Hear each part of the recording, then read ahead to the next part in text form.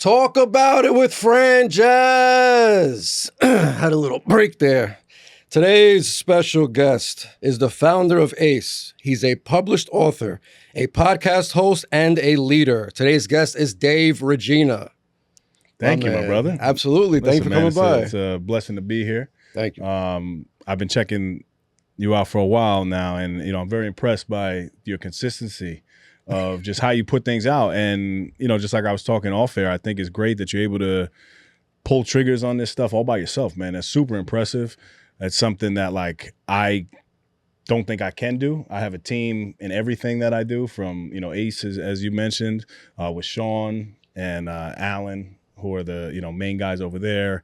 And then we got the podcast with Claudio, and then I have my team in Greenberg, man. So it's tough. It's very tough for me to think about doing all of this stuff by myself. So I just want to give you your flowers, man. And you're a very creative dude, man. I appreciate it. Certainly a visionary for sure.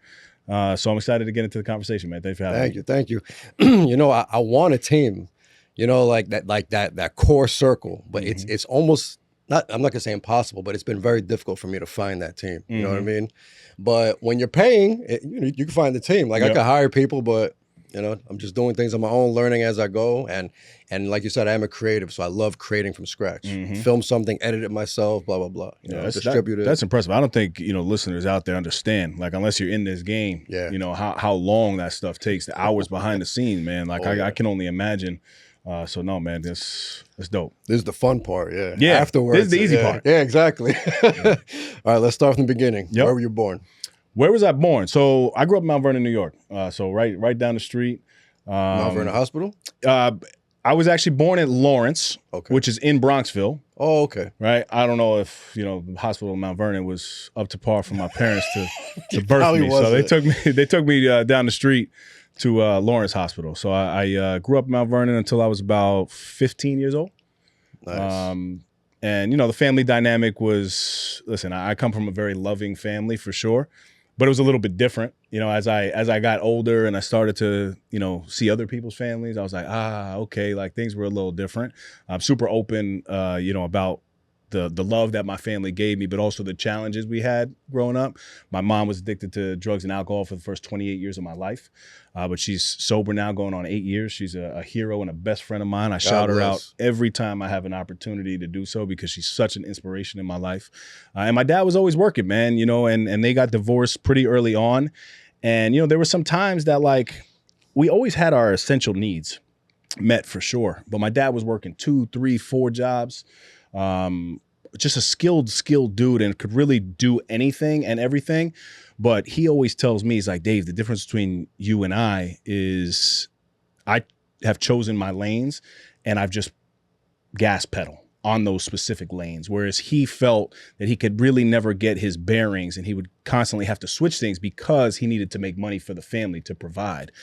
But there was times, man, in 8th grade when they got divorced, my father and I were living in my aunt's attic in the same bed, right? So when I look back at those moments and I think about that, I'm like, all right, things were a little different, but I had the best family, and I have the best family, which is such a blessing. Yeah, it really was. But now I have a daughter. She's 6 years old, and I don't sleep in the same bed with her. So I can't imagine being in a financial position where my dad had to make sure my mom and my siblings were good in their house, and we had to sacrifice and go to my aunt's and live in the attic in the same bedroom. So he was still providing for her life. Oh yeah. Wow. Oh yeah. That's noble work. Oh yeah. Good man. So when you say he was skilled, was it like carpentry and stuff, I'm assuming? So he did everything, dude. I mean, now he's very successful. He owns a farmer's agency, actually, an insurance agency in Rye. Nice. And, he's always dabbled in the insurance game for the past 25 or so years. But we were always doing odd jobs, man. He had me on the golf course when I was 12 years old caddying. My first job was in Fulton Flowers in Mount Vernon on the corner of Fulton Avenue. He had a friend there who owned the flower shop, and he was like, yo, my son needs to work. And I would load propane tanks into, cars, and I would make tips. But that was the money that I utilized for myself. So money for me was never an issue, right? I saw what financial issues did amongst my family. It was the thing that really tore us apart. And I never knew my dad kind of put me to work because he wanted me to make kind of my own money and never struggle. For me, it was more about the lessons Absolutely that he was instilling. But him specifically, man, he did it all. He painted, a lot of carpentry stuff. The dude, he built 3 bedrooms in a basement. Like he does it all. And there was some dope times, man. Looking back, I was even in high school, and we would caddy together. And that's why the bond that me and him share is truly irreplaceable. And people give me a lot of compliments on being a great father and a present dad, and it's a beautiful compliment. But I feel like I almost had a leg up because of what I witnessed. A lot of people don't have present fathers in their lives, and for me, it was just a blessing to have him and still have him by my side. Nice. So when you were a kid, what were you into? Like, was it sports, TV? Yeah, we were outside, bro. We're kind of the same age. I just turned 36 back in October. So I think kids grow up differently now. Although my child, man, she's super blessed because she's outside all the time. Good. The only time that she's really on the iPad is like, maybe before bed for a little bit. But we were outside, man, and it was concrete. It was playing ball. Yeah. Basketball, baseball, football were, my sports growing up, but basketball was really like my passion. And I loved just being outside and just dribbling the rock. And like, it was the one thing that like took me away from any issues that were going on in my life. So I was a big outdoors guy in terms of sports growing up. Nice. What was the food cooked in the house, and what was the music played in the house? So food, that's one thing, when I look back, man, my mom, I had it good. Nice. I had it really good because mom and grandma, they always cooked meals for us, man. And, whether it was a lot of pasta nights for sure, but chicken cutlets and, steak nights and that type of stuff. Mom always cooked and held it down. So, pretty standard meals, but great meals. So food was never a problem. Nice. But also that gave me the tools that I needed when I moved in, with my father. He would be working until like 11 o'clock at night. And sometimes he would leave me instructions on how to utilize the toaster oven. And he would like season the chicken for me, and he would say, hey, set the timer to, 25 minutes, or the pork chops. We were big on pork chops with mixed peppers and very specific. But like he would prep these things for me, man, and leave it. And I would come back from school, and then, by the time he would come home from work, sometimes I'd be showered and in bed already. But food was never an issue, man. It was always a beautiful thing. Nice. And then music growing up, my mom was a singer, bro. Like, Tony Braxton and, Whitney Houston and like all the hits, And nice. I have these vivid memories of driving out to Jones Beach, right? We lived in Mount Vernon, but Jones Beach is about 40 minutes. And I lived there in the summertime. Like my mom, she's still got a great tan to this day, man. And that's probably why I am. Permanent tan? Yeah, permanent tan. But she would always take us, we'd load up in the minivan, and some of my best memories are at that beach, man. And also jamming out to, Michael Jackson and all that stuff. So she taught me the good stuff, for sure. Nice. Diana Ross. What about Dad? He had his own playlist? Dad, yeah, I can't tell you specifically but he definitely listened to some rock, I would say. Big on, who Cat Stevens is? No. Yeah, there's this one song, it's called The Cat's in the Cradle. And that was something that when you listen to the lyrics of that song, him and I shared a very special bond over that one song. And then I just want to say like all the 90s music, man. Like he was just big into all that. And nice. I was very well versed in the music scene, for sure. I don't think anyone ever asked me that, bro. Yeah, I've watched a few podcasts, and I don't want to ask the same questions. Yeah. Because I really feel like I know you watching all these podcasts. Yeah. Plus that event, I saw you speaking live. I learned a lot about you. So I'm like, when I interview this guy, because I always wanted to interview you, I'm like, what am I going to ask? I gotta come from a different angle. Yeah, I like that, man. Definitely. And the first piece of music you ever got for yourself, either you downloaded it or purchased it. Oof. Snoop Dogg's The Last Meal. Woo, classic. I got the CD. I had the Walkman, got the CD in Chinatown. Yeah, we used to go to Chinatown a lot as a family, man. Like my mom just loved like being outside, and that's why I think I love like activities and stuff. And she's big on cultures, so like we would go down there and we would eat in the places that most people would be like, I'm not eating there. Like we would just do it. She didn't want nobody speaking English. She wanted to make sure that they were certified Chinese. Nice. Right. And they had the ducks hanging backwards in there. You know, duck. Absolutely. And, you know, even from a food perspective, man, she really made sure we were well versed. And even to this day, I love going to places like that because people think, you know, like it's nasty or something like that because it's not their standard culture. Might not have an A on the window. Yeah, I'm going to but, B. You know, my mom loved that stuff. So I got that CD down in Chinatown, man, and that kind of, you know, set the tone for me listening to rap music growing up. And I love rap music. I mean, Jadakiss is my favorite of all time. 50 Cent, you know, the what was his first album? Get Rich or Die Trying. Get Rich or Die Trying. Like that was iconic. Absolutely. Every Eminem album that was out. I love Biggie too. And I that's kind of my way into rap music for sure. And now I listen. I'm a mix. It's between like Bible music, right? Some worship, and Jadakiss. My favorite worship song is Jireh. So it's either Jireh or Jada. it's a very wide array here, man. I tell you. I like that. So it seems like your mom was a functioning alcoholic. Yes. Right? Yeah. So what was her drinking like? Like, for example, if you guys went out, she's drinking while you guys are out, or is it just at home? No, she was the most functional that I've ever seen, man. And like, I think what's crazy about the disease, right? Because I, through my experience and what I've witnessed, alcohol addiction, or really any addiction, is more of a disease, right? Like, as I've learned, some people are hard on addicts, and I was very hard on my mom. But think about it, like, they don't wake up and want to have to choose the substance that they're addicted to. They choose it because that's their baseline, right? So for you and I, we wake up and we'll have our coffee or some water and be like, wow, like I feel okay. But to them, they utilize the substance. And that was something that I didn't really understand growing up. So she always, you know, was able to hold her jobs. She was able to hold her relationships. But then when she would start drinking, man, the behaviors would change dramatically. And then the toxic trait that we kind of had in our household is that we would just bury things under the rug, right? Like we would fight. She would be really, really upset with me. And then the next morning, it was like, you want to be my friend? I love you. It never happened. And I never knew that was not the way to really handle things, you know? So, I mean, her drinking got severely worse over the years. And she also had a tough life, man. Like there was a lot of tough things that happened to her. You know, she was very blessed and privileged growing up. But then also with the financial struggles that, you know, her and my father faced, that was not easy, man. And, you know, I think I didn't realize that back then. And again, she did the best that she could, but I think when you're in your 20s, your 30s, and even your 40s, you're kind of able to like handle this stuff, right?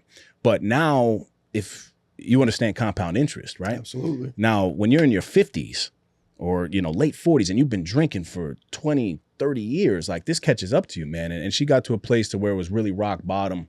My brother tells me, you know, he tells me this one story where he was bringing her to court for like a ticket or something. And he didn't tell me till years after. And he was like, Dave, like she had wine in the coffee cup when I picked her up. I'm like, bro, you let her? He's like, I didn't know. Now, what am I going to do? You know, so I think it was more than we realized. But from what I remember visually, you know, the Carlo Rossi wine handles, the big ones, baby, the big ones. That was definitely her go-to. But it got really sad because as she became isolated, she, you know, would go to the gas station at, you know, 2 a.m. and, you know, it makes me emotional thinking about, man, because she isolated herself to a point to where nobody really wanted to be around her. And, you know, the exciting thing for her was to like order Chinese food by herself. And then she would drive and go to the gas station to pick up, you know, any level of alcohol that she could get at that time.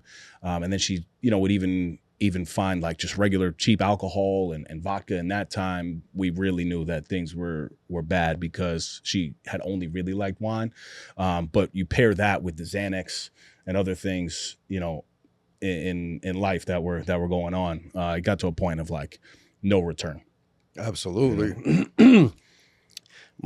My family's the exact opposite. My mom's the hard worker, the straight edge, and my father till this day is an alcoholic. Really? He started drinking when he was a kid. I'm Dominican. Like it's in the culture. Yeah, it's embedded for sure. in the culture. I love Dominicans, still, man. Yeah, we're good people. My queen's Dominican. Oh yeah, oh Yeah, good. yeah, So you know, yeah. good. So drink. If you're around her family, is drinking is normal, right? Yeah, Every for occasion, it has to be there. There's food and there's drink. Yep. No matter what. Yep. So let's move on to like junior high school time.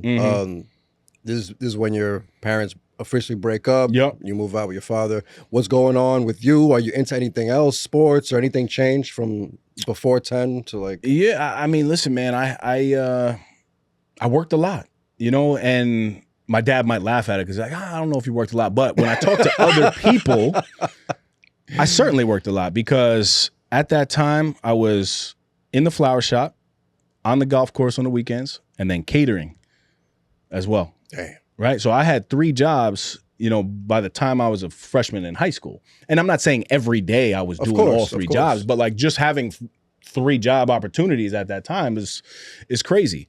But I still had a great upbringing, man. I think, you know, my relationships and even my like platform as it's grown, it really stemmed from all of the different communities that I was in, dude. I moved 13 times by the time I entered college.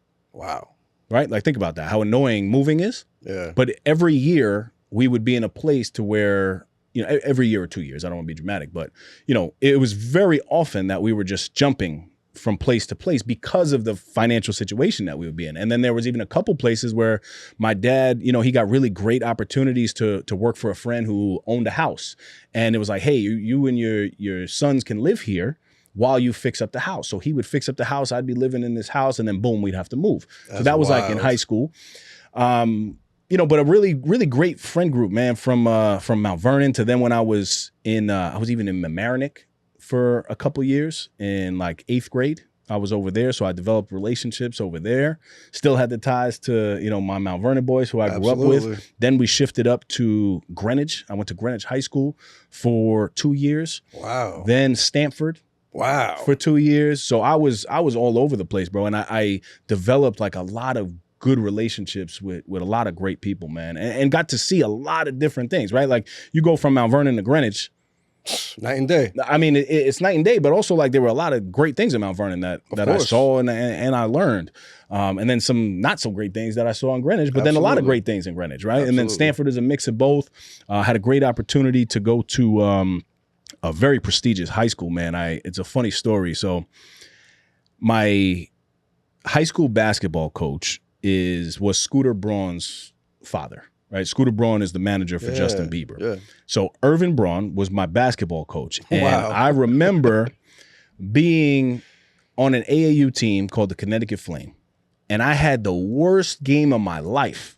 I mean, I'm talking 2 for 18. Like I played terrible. My coach pulls me over to the side with my father. I'm like, oh man, coach is he's about to go off. He said, listen, I know you shot like shit, Dave, but I see a lot of potential in you, man.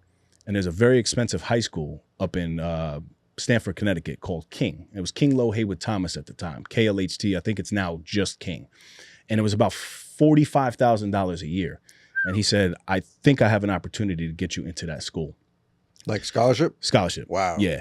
So that was my first like real lesson of understanding that like things cannot be so good in your life for a specific moment. But just because you're having a bad day doesn't mean you have a bad life. And I was given a tremendous opportunity from Irvin Braun the day that I shot terrible. 2 for 18 on a basketball court is pretty bad, bro.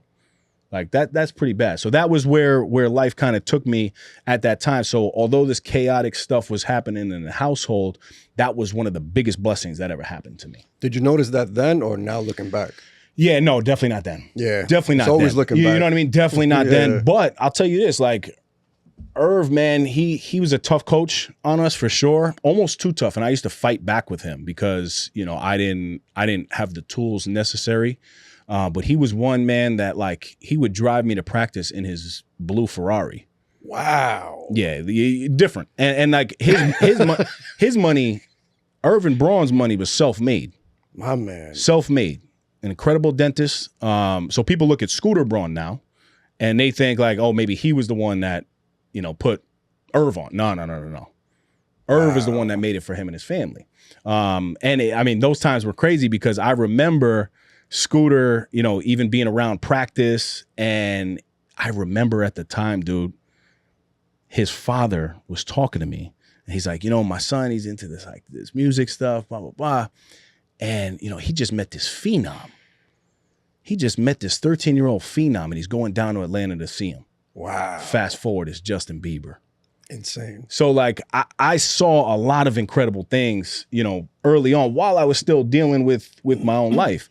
And it's funny you're going here with the podcast, man. I never talk about this. Like, literally. So your goal is coming to life. I'm hitting it, for sure. A lot of people don't know that. So this guy was a dentist, and then he became a coach? No, he would coach because he just loved it. Okay. But he was a dentist by trade. Nice. You know, and really made it. Came over, a Jewish family. And just built everything from the ground up, man. Nice. Everything from the ground up. But he would take no shit. No shit. And here I go talking back, doing all this stuff. And he would yell at me and get in my face the way no man has ever gotten in my face, dude. And scream at the top of his lungs. But it was because he loved me. Absolutely. At the moment, you didn't see that, though. No. I used to complain to the assistant coaches. I'm like, yo, why is this dude giving me a hard time? Why is he giving me such a hard time? And he's like, everybody would say, because he believes in you and he loves you, man. So he gave me one of the best opportunities that, like, and I haven't talked to him in years. But you know, I would just love the opportunity to tell him thank you. Definitely, you should. Yeah, definitely. Do you remember the first time you had alcohol?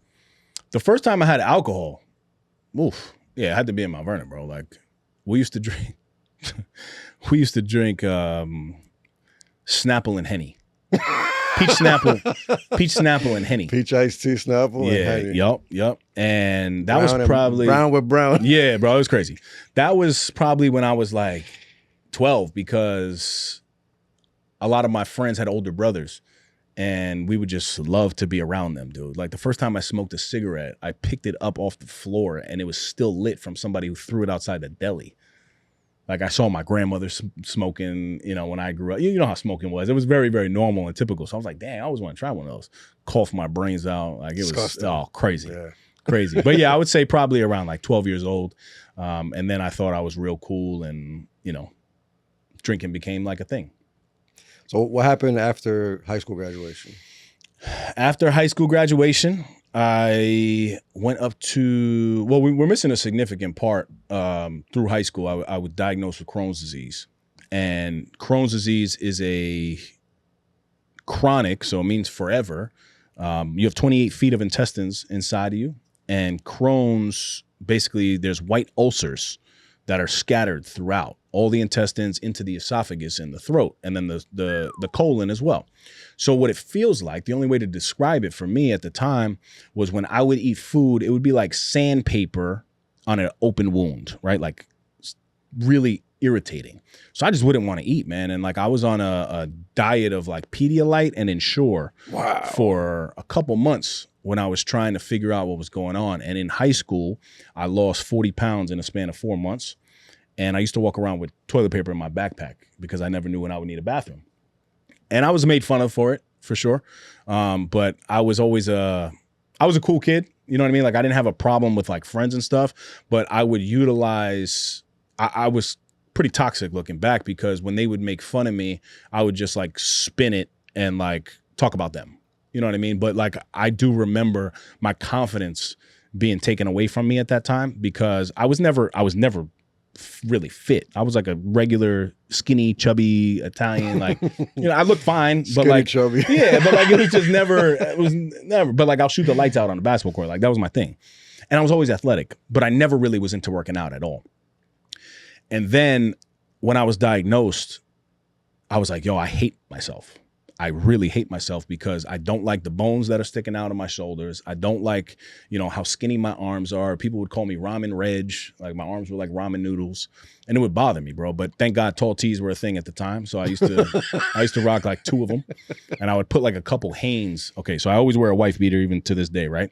So I would go wife beater, and then I would go 2 tight Hanes tees to give myself a little like more width, and then put the tall tee over it. Wow. And rock that like every day. So I was rocking 4 shirts a day just to try to, and no one knew, bro.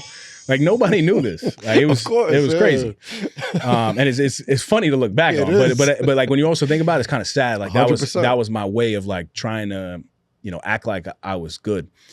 And then I noticed though, man, when I was on that basketball court or I was in that weight room, like everything was like lifted from me and I like felt better. And as I started to study, because the doctor had told me that I was going to live with this forever and that I could get a handicap sticker and, you know, I could like this has potential to develop into colon cancer and all this stuff. I was like, nah, like I need to figure this out. So I started reading about it. And the first book that I ever read was the Encyclopedia of Bodybuilding. Because when I would work out, I would realize that like stress wouldn't be a thing. Like I was so focused on the feeling of like working out and the adrenaline and, you know, the creativity spike that would happen.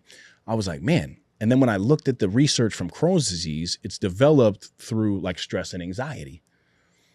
So I'm like, okay, if I could work out more, I could probably help the Crohn's, pair that with a healthy diet, paired with the medication that I'm getting. Like I kind of got a little formula for success here. So I started to like become obsessed. And it was my senior year of high school that every single day, man, I was in the gym. I was still skin and bones, but I didn't care. And people would tell me, stop working out, man. You can't work out that much. You're so skinny. You're so skinny. I'm like, I'm not doing it for that. I'm doing it for me. I'm doing it for my mind because it's the only thing that takes me away from all of this other stuff. And that's what really sparked my interest into health and wellness. And I created logs. I mean, I would log everything from what I would eat at the time I would eat it to the time that I would have to go to the bathroom. And there were things, the easiest way for me to explain it is everybody knows what happens when you eat some corn. You don't see that corn in the toilet. Yeah, you borrow corn. Everything that I would eat would show up in the toilet the same way. So there was something wrong with the digestive tract. And then I would experiment with like oatmeal. And I would say, okay, like instead of going to the bathroom right away, it would take me 45 minutes. Okay, I have a little grilled chicken. That took me an hour. If I have fried chicken, I'm in the bathroom in 6 minutes. So I had these books and books of logs on my own. And I was going to the bathroom, dude, 16 times a day. Wow. Unbelievable. Like, I mean, you're talking on buses, on airplanes, outside in the bushes. Like, I was a kid, so when it would happen, I would just have to go. Like, you can't hold that. And I'm definitely not going in my pants, even though that happened a couple times too. I bet. You know?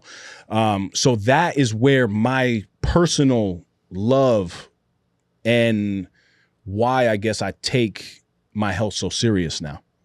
Because I was forced into that.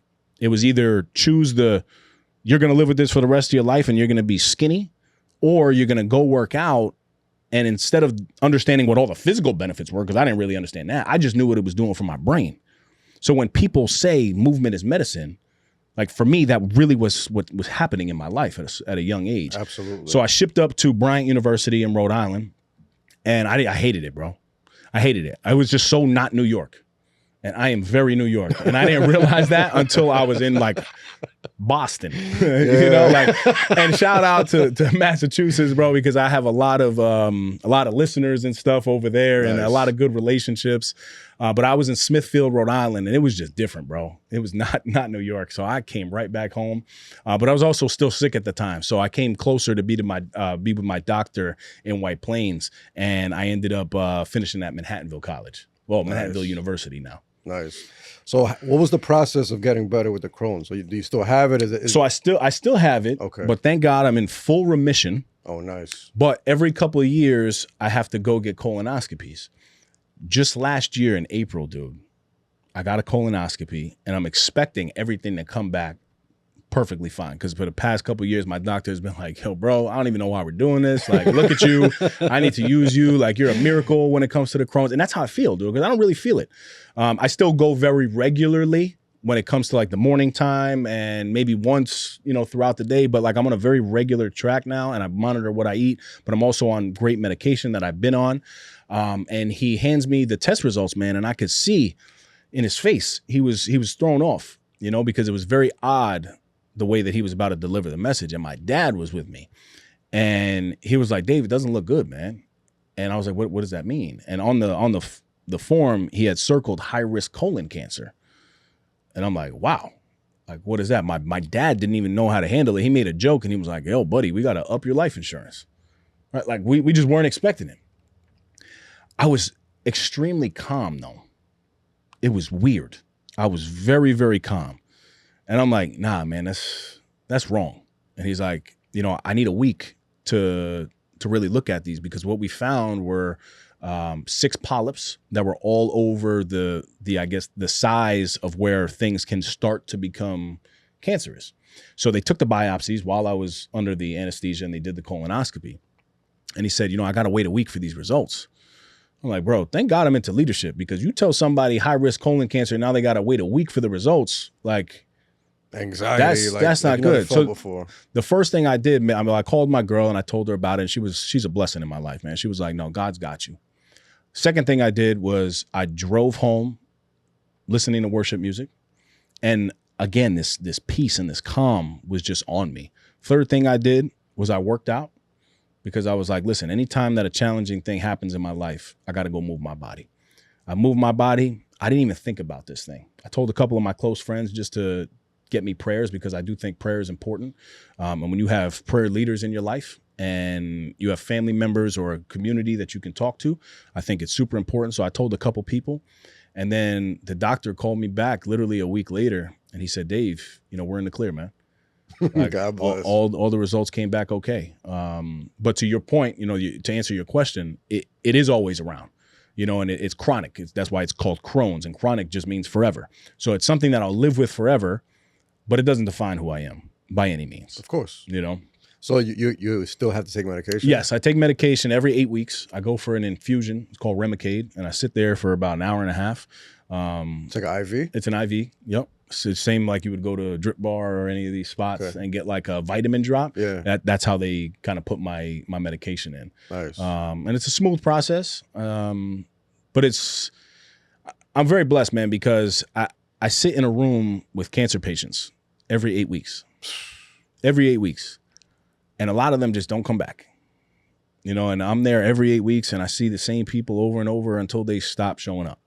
And it just gives me an outlook on life that, I'm very, very blessed, and I always talk about this, but, there's a statistic that 170,000 people didn't wake up this morning, but you and I did, the listener did, right? So although these things are happening in your life, it's still a great opportunity to be here, because a lot of people didn't get that same opportunity that we did.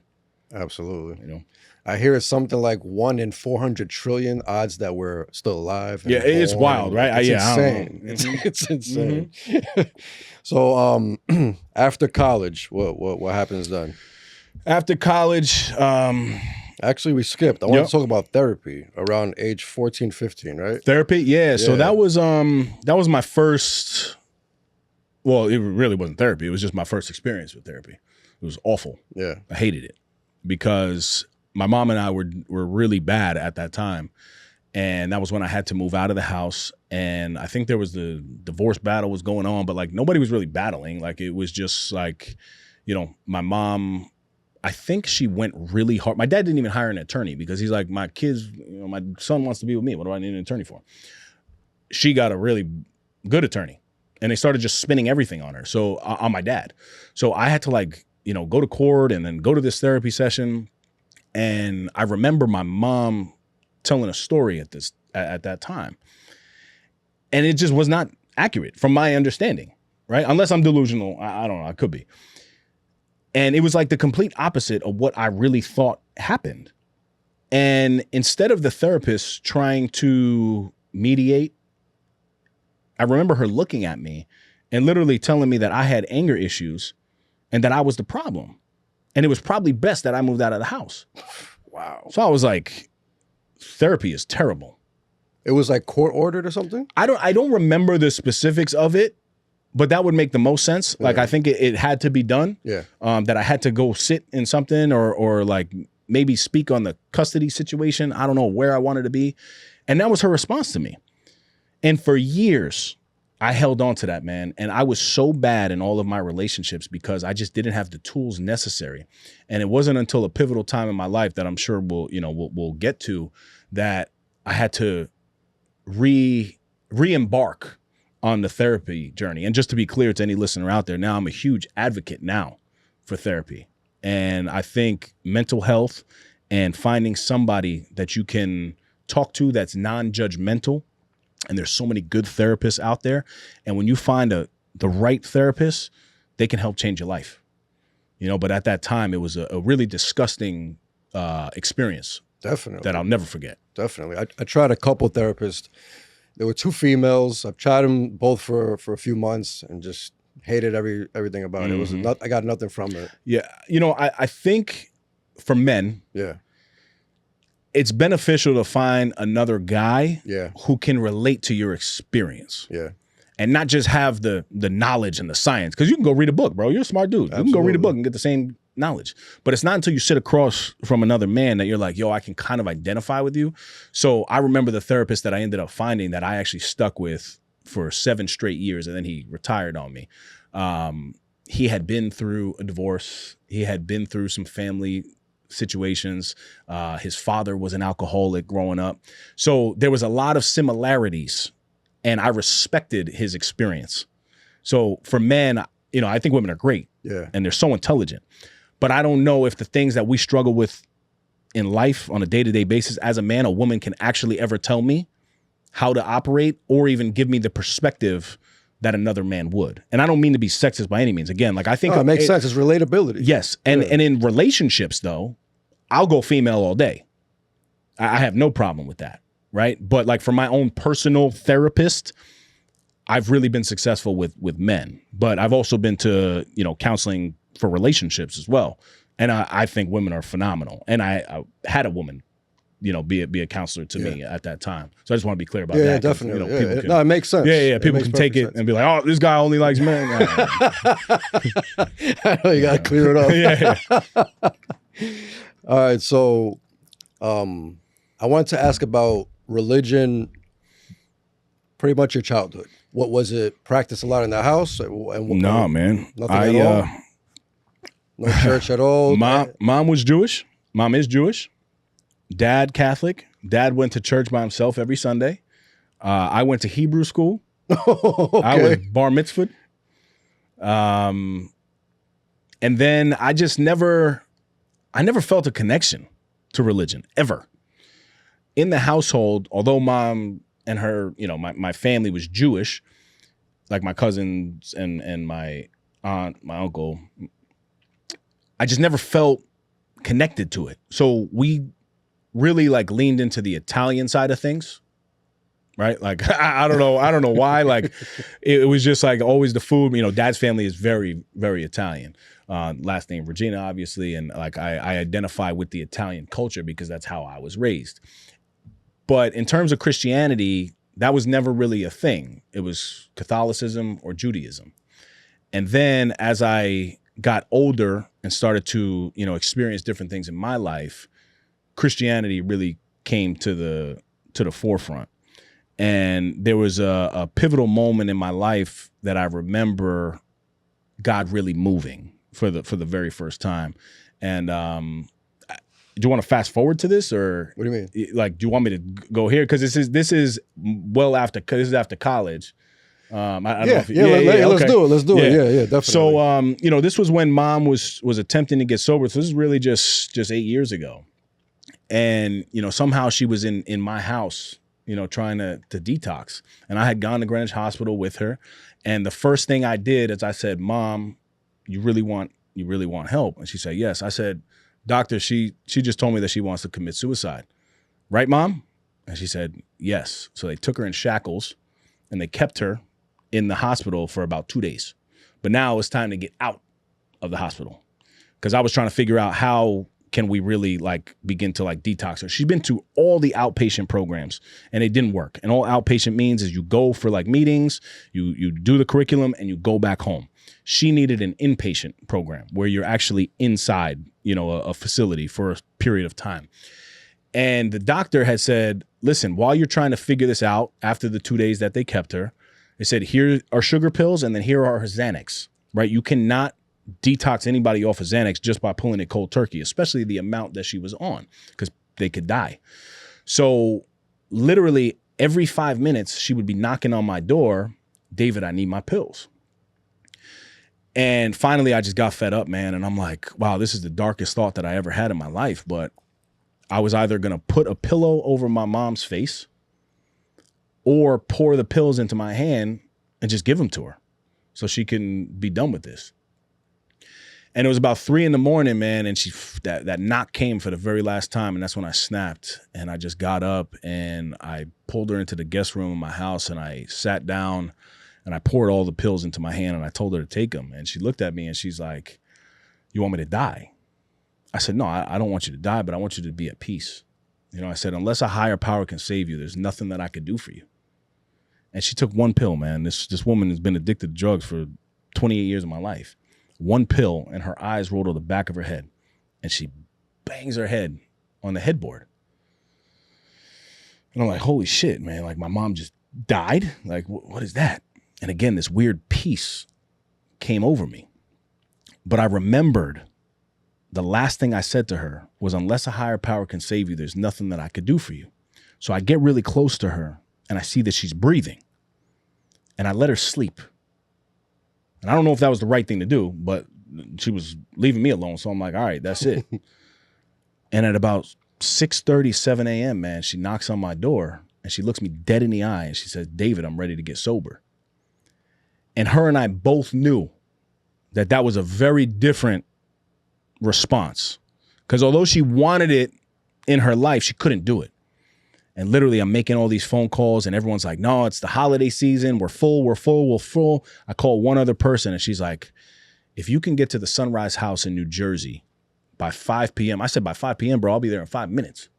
I got a bed for her." And the insurance takes it. Ooh, perfect. Got her there, sit her down. My brother and sister and I, we drive up to New Jersey, sit her down, and the Serenity Prayer is right above her. And she's in this like institution feeling building, but God was all over it, man. And she literally has never touched a substance ever since. God bless. You know, so that's when I knew that God really, really started moving and proving himself. So now take you back to therapy. Around that same time, I was married at the age of 24, right? And I was a piece of shit in that relationship. I'll tell you that. Great woman. She's the mother of my daughter, and I have nothing but positive things to say about her. I mean, she did, you know, her things in the relationship for sure, but like I can never say a bad thing about her. My girl Katie and her get along really well. I get along really well with her and the partner. We do what we have to do for the child. Perfect. And that's the way that it needs to be. Absolutely. And that's the way that it should be. And anybody out here who is constantly bashing, you know, their ex, there's no time for that, man.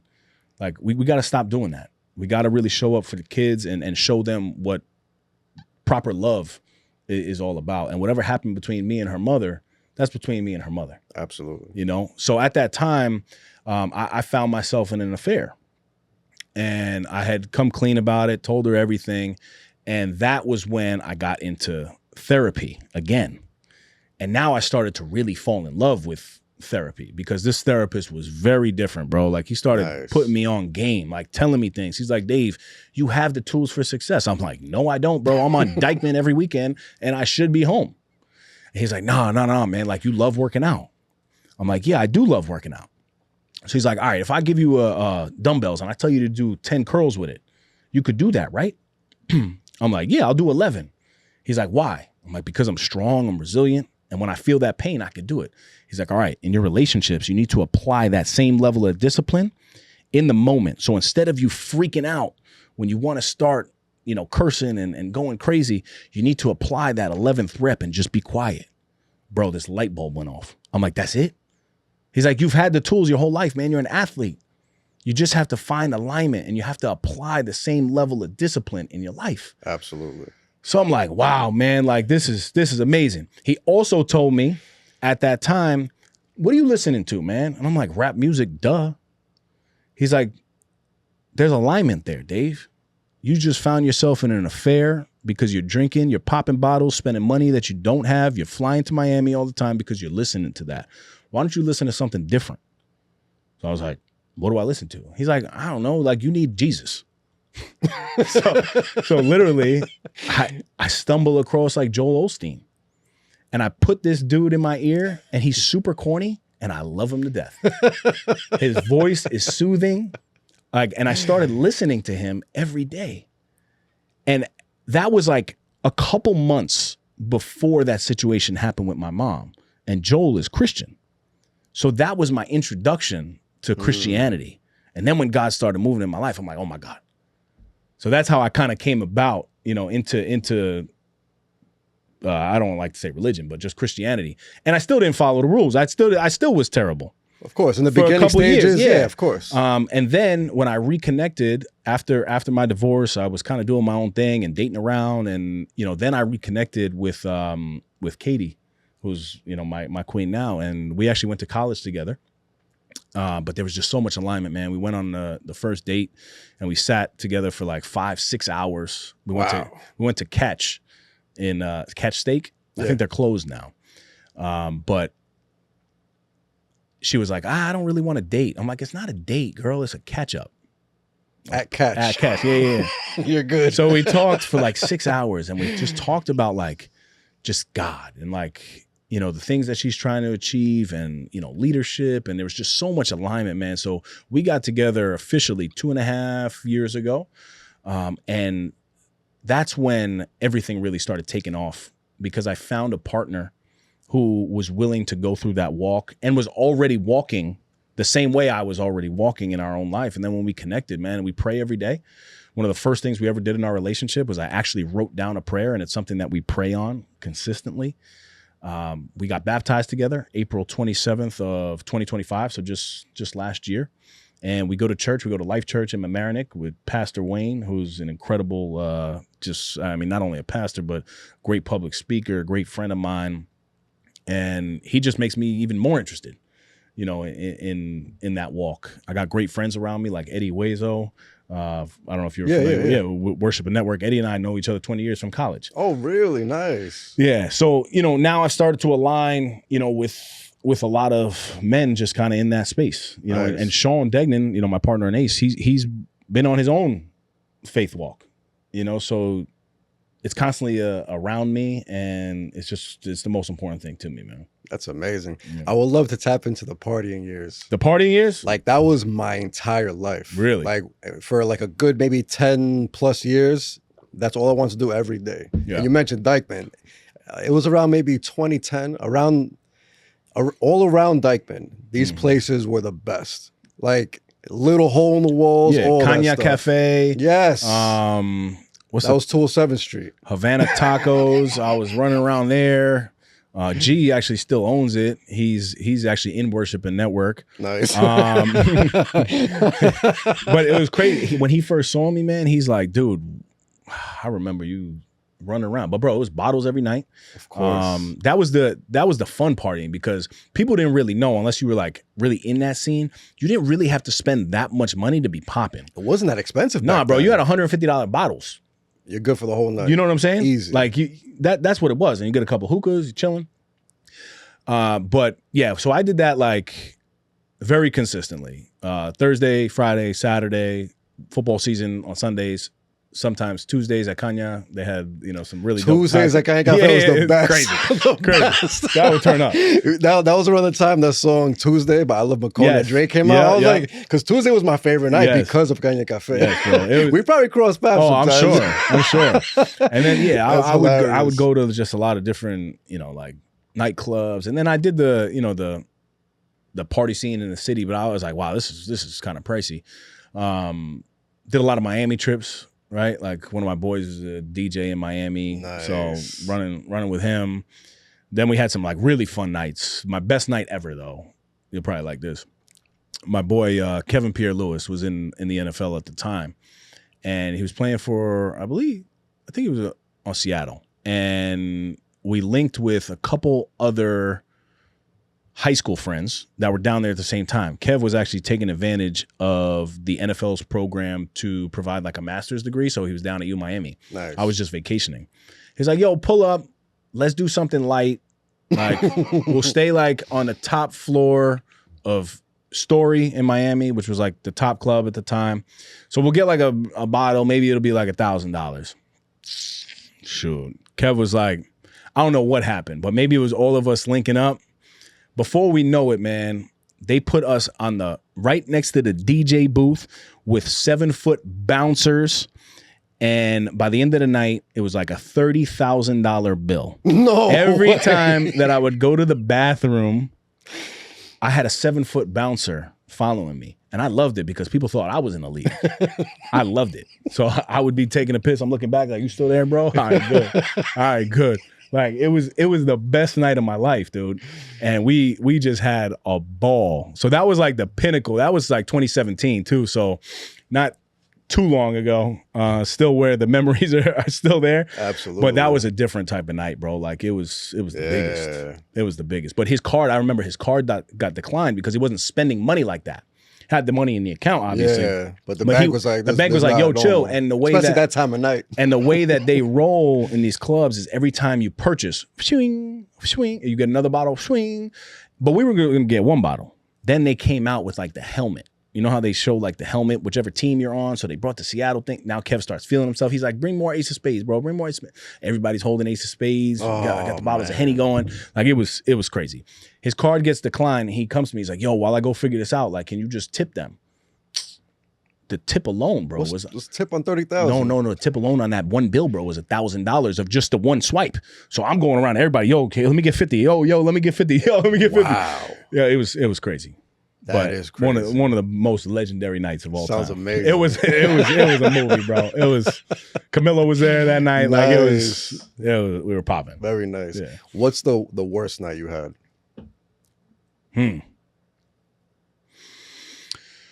I need a second to think about this. Mine, I think it would be, I had a DWI. Oof. Yeah, I was a correctional officer at the time too and everything. Yeah. Yeah. They didn't fire me or anything. Thank God. Yeah. Mine would have to be. And car accidents too. I had a couple of those. Yeah. I was very blessed, man, with that type of stuff. I had a lot of friends, even in high school. Like one of my best friends actually passed away in a car accident under the influence.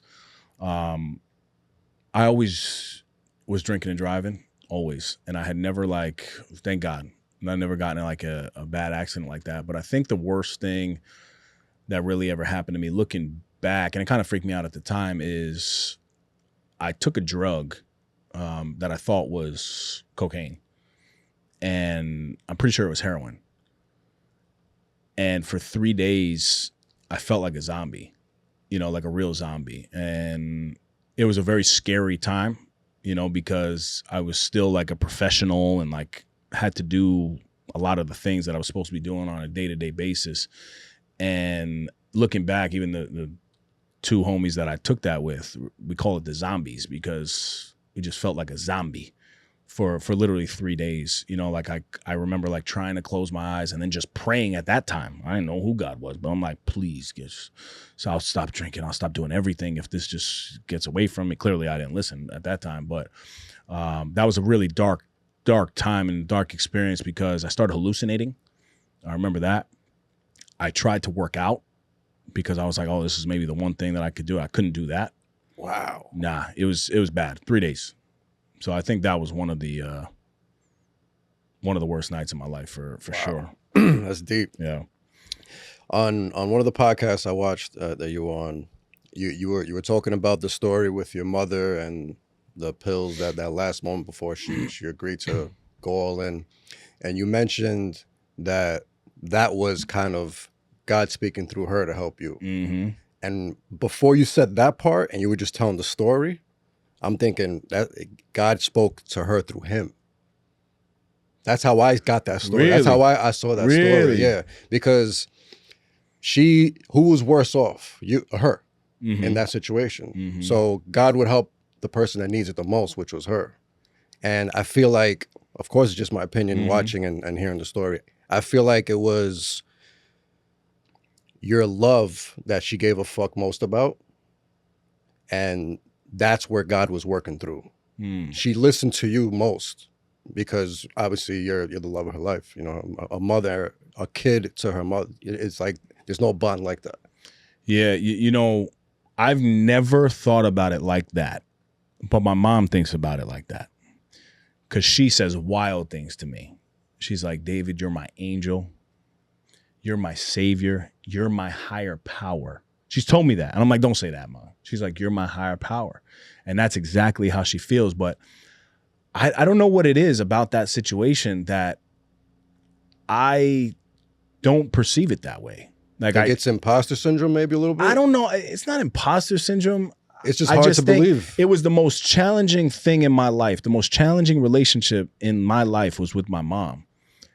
And God utilized her, in my opinion, to show me that if he can fix how broken she was, then he's more than real. He can do anything in my life. Because that was the thing that you're not talking about. For 2 years we had a bad relationship, right? Like my mom was addicted to these substances for a very long time. There were very dark times in my whole life.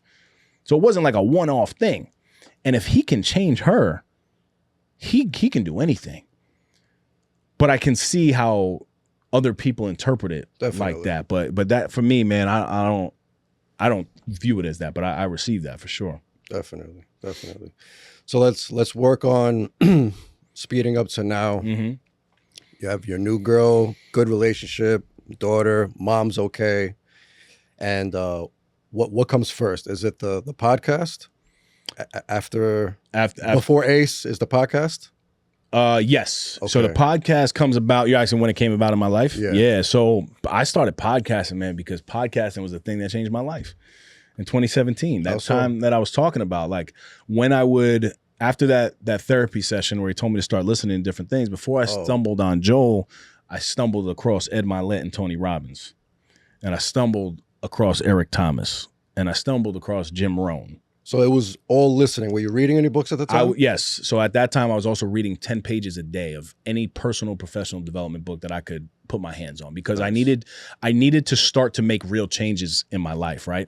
So from 2017 to 2020, that was my routine. I would go to the gym, and in the gym, I would listen to a podcast instead of rap music. Then I would hit the sauna at New York Sports Club in Dobbs Ferry. That's the one I still go to. Really? And I would read 10 pages in the sauna. The books would like fall apart. It was crazy. And I would just like consume.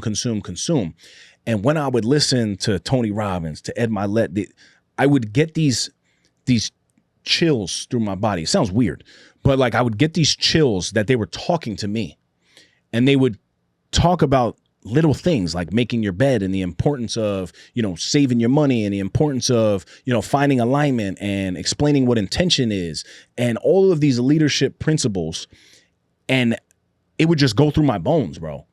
And then I started to apply the little things that I would listen to, right? I saved my first $10,000 because I just started saving a couple bucks a week, because it was something I heard on a podcast. And then that 10,000 turned into the first 100,000 that I could put down on a property to buy a house, with the same little principles. I talk about it in my book.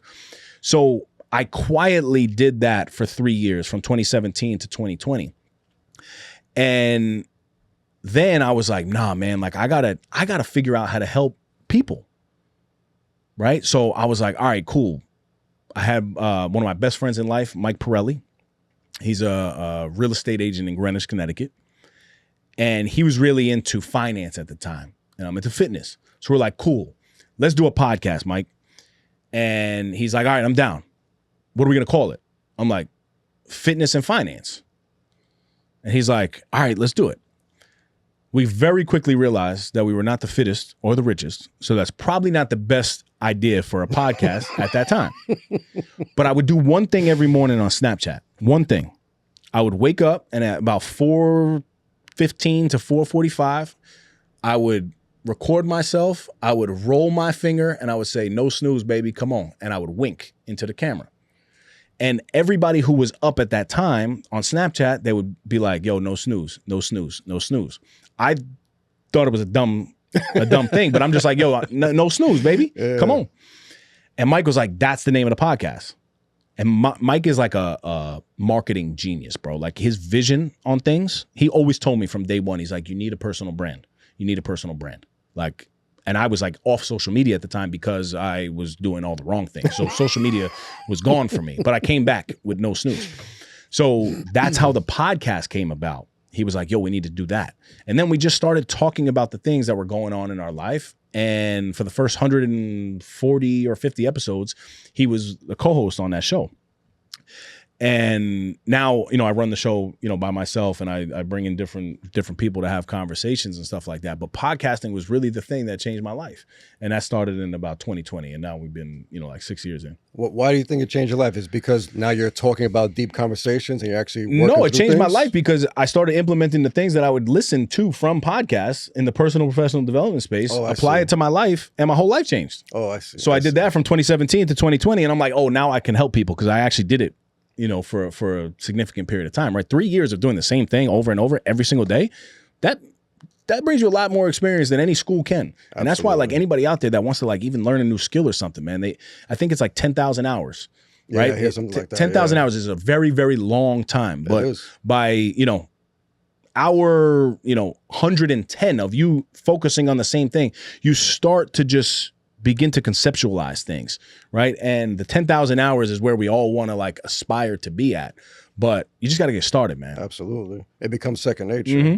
Definitely. How did you stop drinking? How did I stop drinking? Yeah. So fast forward to 2025. I wanted to do, this is when ACE now was already started. So when ACE began. So you were drinking that whole time? Yeah. Oh, yeah. Okay. I was drinking. I was certainly drinking. Okay. Yeah. When did so in 2025 is when you, like, even the partying stopped? Like, you were still partying? Wait, am I bugging? It was just last year. Yeah, it was just last year. So no, I'm 2.5 years sober. Okay. So that's 2024. So we started, here's the timeline. Sean Degnan was was basically the first, this is how alignment works, man. I met Sean at Tony's event. The golf outing. Oh, nice. Right? 3 years ago. And I go up to Sean. I'm like, yo, I saw you in the gym. And he's looking at me crazy because I had like this Burberry shirt on. I could see he's sizing me up.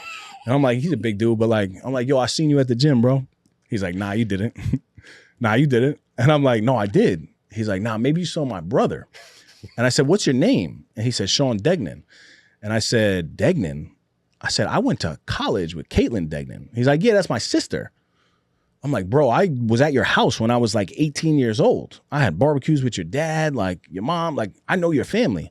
He's like, I don't know, man, like whatever. So we like took a picture, but we were like, yo, let's continue this conversation. Like, this is a cool conversation. So I end up bringing him on the podcast as like the first guest after my co-host left. The very first one.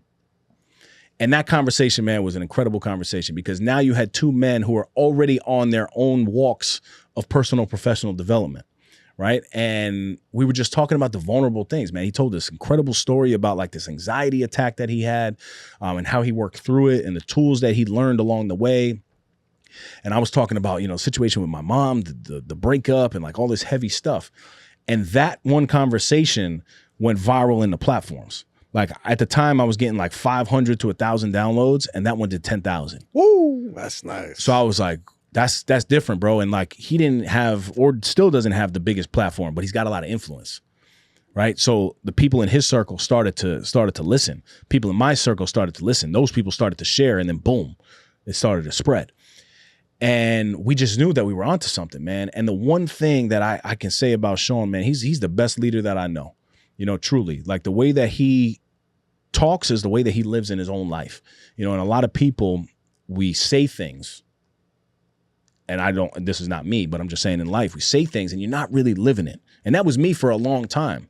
But the thing that we take so much pride in, man, is we do the things that we say that we're gonna do and also the things that we put out. So we had said, yo, man, let's do this summit. Like, let's do it. All right, let's do it. And it was just action, action, action, boom, boom, boom. He would get a task, he would complete it. I would get a task, I would complete it. And it's just the two of us like fighting to show the other one that like, yo, I'm really into this. Let's do it. So we end up having the first summit at the beginning of 2024. Yes, the beginning of 2024. Is he drinking at the time? Yes. So we met in July, right? Or June. That's when the event was. Okay. We have the podcast in September. We're drinking to December. We both say, yo, let's do a 30-day like no alcohol, dry January. Let's put it in the group chat with the guys that we were working with at the time. Cool, a lot of people on it. I'm on day 16. I go on a date with that beautiful girl that I was telling you about. And the waitress comes over and I'm like, oh man, I'm about to crack. Give me something to drink. So they go to her first. You got to snap a peach iced tea back there?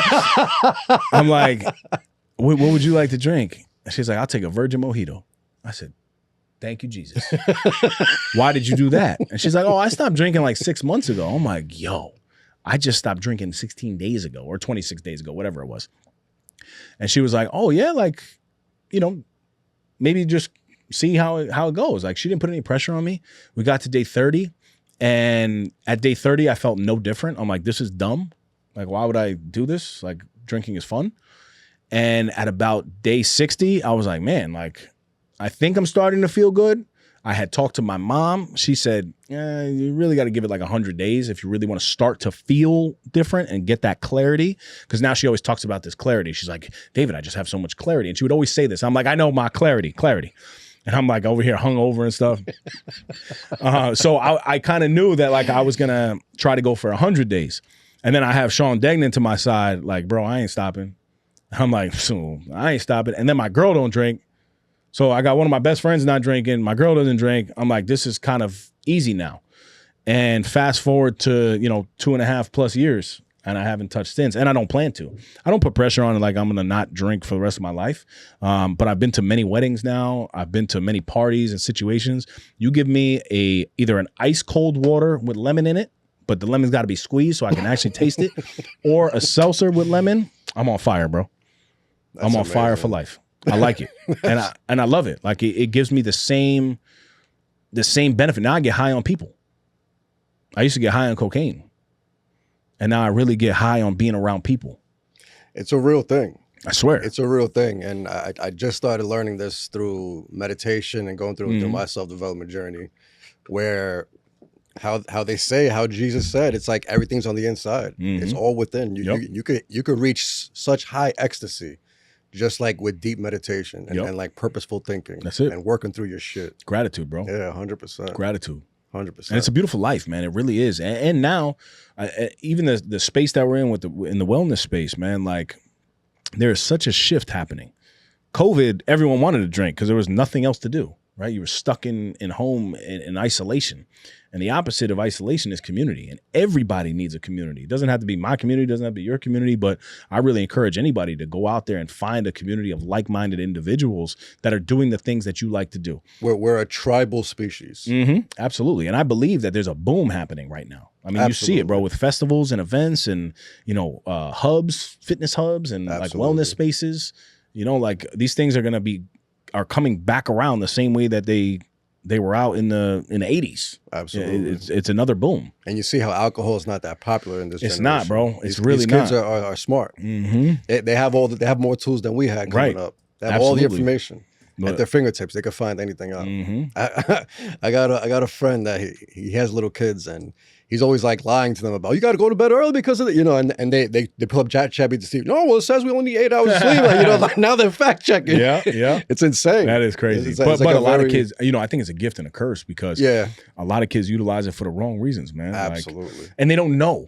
Of course. Like, are you familiar with these? You got kids? Yeah. 18. You know what's funny? I wanted to say we have a lot in common. Yeah, we have a lot in common because I have a daughter. And me and her mother split when she was around 1 year old. I got her name tatted on my arm in script. Oh, there you go. I was like, yo, me and this guy got a lot in common. The party. That's the watch I wear every day. Yep. I don't take it off. I go to the gym with it, I sleep with it, sauna with it, everything. It's a fluted bezel too, right? It's what? Fluted bezel? What's fluted? Fluted bezel. That's the. I don't even know what that is. The lines. The cuts. Yes. I don't even know what that's what that was called. On a Jubilee band. I didn't. The Jubilee. I know, but I don't know the. That's a nice watch, bro. That's a nice watch. This is my favorite, man. My baby. I loved it. Ever since Ric Flair used to brag about it, it was like champagne my dream. dial is clean. Yeah. Thank you. And what were we talking about? You were talking about the kids and yeah. So it's funny. Like, she's 18, graduated high school. She's working now. Yeah. Thank you. That's awesome, man. Yeah. Let's talk a little bit about parenting. Yeah, let's do it. It's such a deep topic because we never think we're doing right. To take you back to the thing, I was gonna say, are you familiar with squishies? Oh yeah. Dumplings. Oh no. Dumplings? The squishy toys? Yeah. So my daughter loves these dumplings. My daughter used to love all that right. crap. Yeah, but we were talking about the phones and why it's so, like, it's either a gift or a curse. I just saw on TikTok, man, these kids were putting it in the microwave, and it was a viral challenge that was going on, and this kid almost died because it blew up in the microwave, and I guess he opened the microwave, and it, like, kind of squirted into his eye, and the burns were so significant that the kid almost died, man. So you see, like, 6-year-olds or 7, 8-year-olds that are, doing these things, but the parent has to be, is a good segue into parenting. The parent's got to be on top of that, man. 100%. So, like, the second I saw that, I went right to my daughter. I said, listen, this is a toy to play with. You do not, if you see anything, if this goes in the refrigerator, if this goes anywhere, you do not put it in the microwave. You don't put it on fire. You don't put anything. This is a toy. And it's scary that you have to have these conversations because they see these challenges, and the kid almost died. It's insane. Yeah. These viral TikTok things and challenges and stupid things. Go viral for Jesus, man. Yeah, right. That's another good topic. It's like positivity doesn't do well. Yeah. Like, you notice that with the podcast, right? Like, I try to keep all my food content, all my podcast content is usually from a positive place. And it just doesn't do well. Something negative flies. Mm-hmm. Last week, I had this rapper from the Bronx on this podcast. We had almost a 3-hour conversation, and he was telling all these prison stories and all these street stories, and he's well known in the streets in the Bronx. That was probably one of my best performing videos. Really? All the negativity does so well. People love this. So many comments, like insane. Positive stuff, maybe 50 views, one comment. Well, you know what? I don't know, because people don't love to brag on the things that they're utilizing in their life. Absolutely. You know what I'm saying? Like, absolutely. And you don't do this podcast for people to be sharing it and all that stuff. I'd assume you do it to provide the value. Absolutely. And people can hear prison stories and stuff like that, and it can be super inspirational. But also, that's entertainment, right? Absolutely. So, like, there's an entertainment lane, and there's a professional development lane. Absolutely. And when you're developing people, what I've noticed is that these people are actually struggling, right? So if I'm struggling with something and I hear something that hits, unless I'm really on my walk and on my path, I'm not sharing that, because I don't want people to think that that's about me, right? And until you really open up, like the listener I'm talking about, until that listener opens up about their own vulnerabilities and relatability to what's being discussed, as a society, we'll be much better off. But don't think that they're not seeing it and listening to it. That's something that I've experienced too. But then you walk by somebody and be like, yo, I love your stuff, man. I'm like, yeah, well, what was your favorite? Because I really want to, like, you blowing smoke, or you want, and they're like, yo, that one conversation that you had about your mom or something, and I'm like, all right, you really are listening. Yeah. Yo, my mom was addicted too, but she's still not in recovery yet, so I don't want to, Yeah. So people see it though, bro. Definitely. I know they see it, but you know what I mean? Yeah. Like, it just reaches more people. Yes, for sure. Like, a fight will reach more people than absolutely. A positive conversation. Absolutely. So let's talk about parenting a little bit, because it's such a deep topic, in a sense where usually parents think they're doing wrong and they're failing, but it's like there's no perfect way of doing it. Every person is different. Every parent is different. Every child is different. You can have 3 children, and each one will be different, and they meet you at different parts in your life. Amen. So you're a different father. They're a different child. All 3 of them. So how do you battle the ups and downs? I know you talk about the ups a lot, and we see you post a lot about your daughter, and that's a beautiful relationship. Mm-hmm. But let's talk about a relatable ups and downs with raising a child. Yeah, man. I mean, listen, the hardest thing is the journey, for sure, of parenting. And my situation as a parent is pretty unique, I think, because from 0 to 2, my daughter's age, I was with her mother, so she was with me 24 hours a day. Then from 2 to 4, I have her 50% of the time, right? So I get her 4 days a week, and then I get her 3 days a week, and then I get her 4 days a week, 3 days a week. I'm blessed because I put her on the school bus even on the days that, like, I don't have her, so I still get to see her in the morning. You know what I mean? So I see her pretty much every day. But from 2 to 4, I was a single father. And then from 4 to 6, Katie now lives with us. So I've had, I don't know, a very, like, unique experience with the 2-year increments, right? I would say to any new parent figuring things out, like, don't listen to anybody, bro. I swear to God, don't listen to anybody. Like one of my boys right now, he just had a baby and he's struggling. Him and his wife are struggling. You know, postpartum is real and it's tough.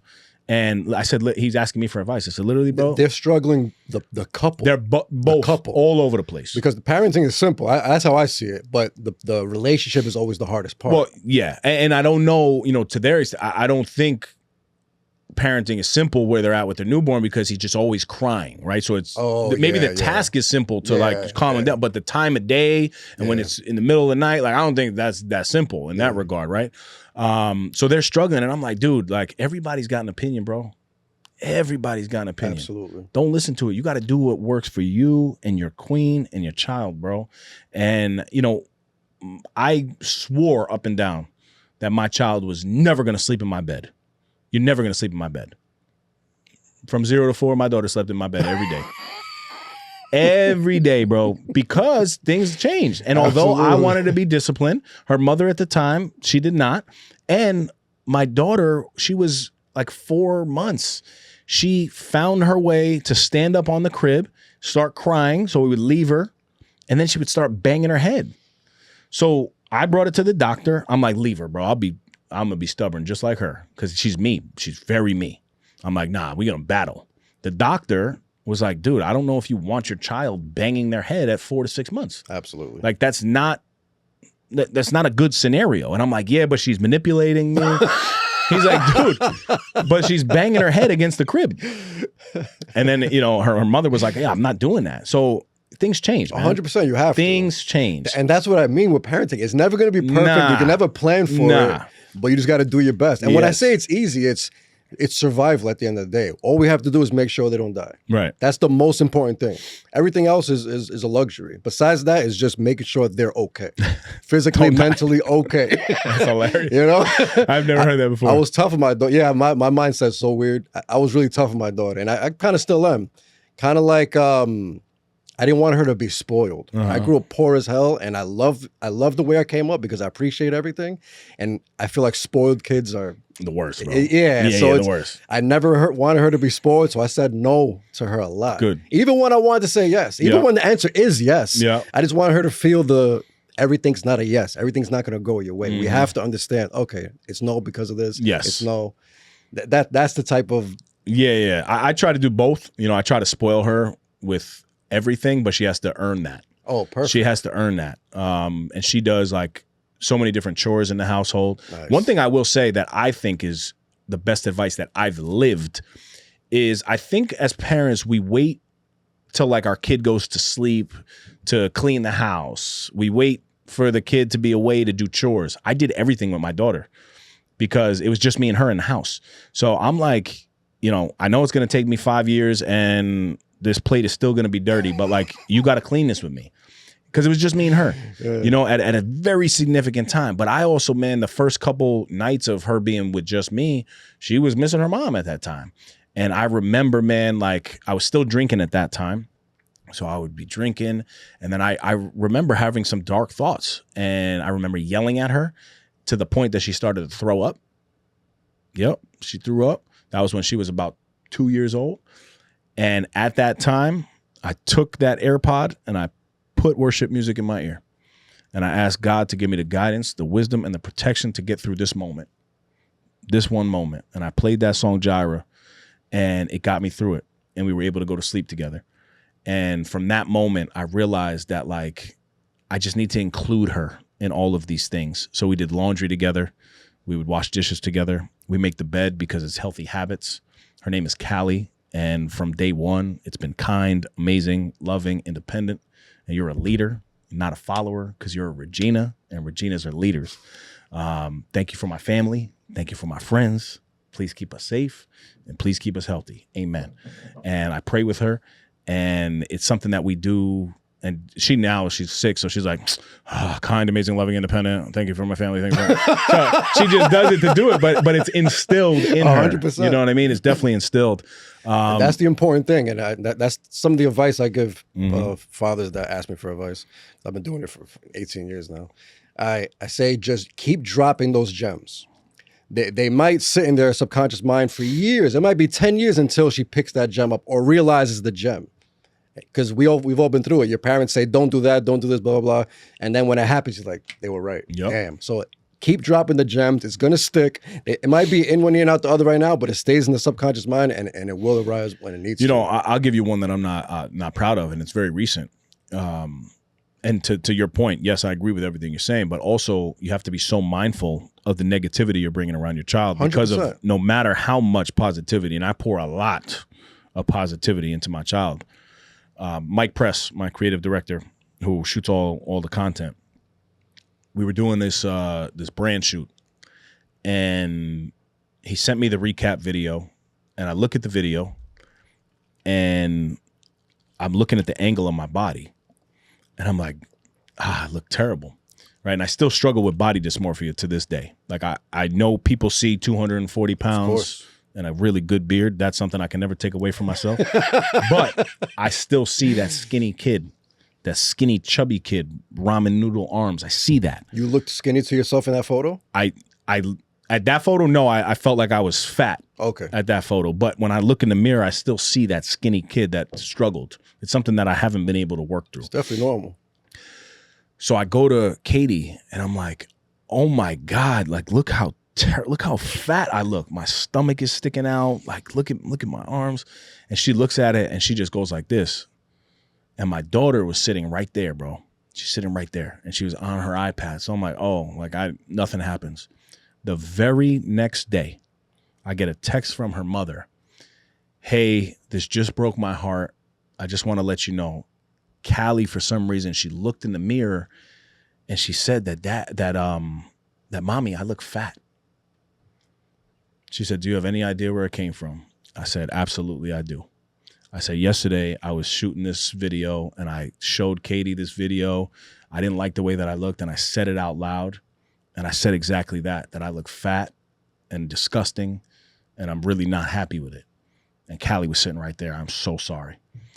She was like, wow, like, listen, it's not your fault. You know, I know what your intentions were there, but we just have to be mindful. I'm like, no, 100%. So all I could do is go back to my daughter and say, listen, I know you heard that. I don't try to hide things from my daughter. I'm like, I know you heard that.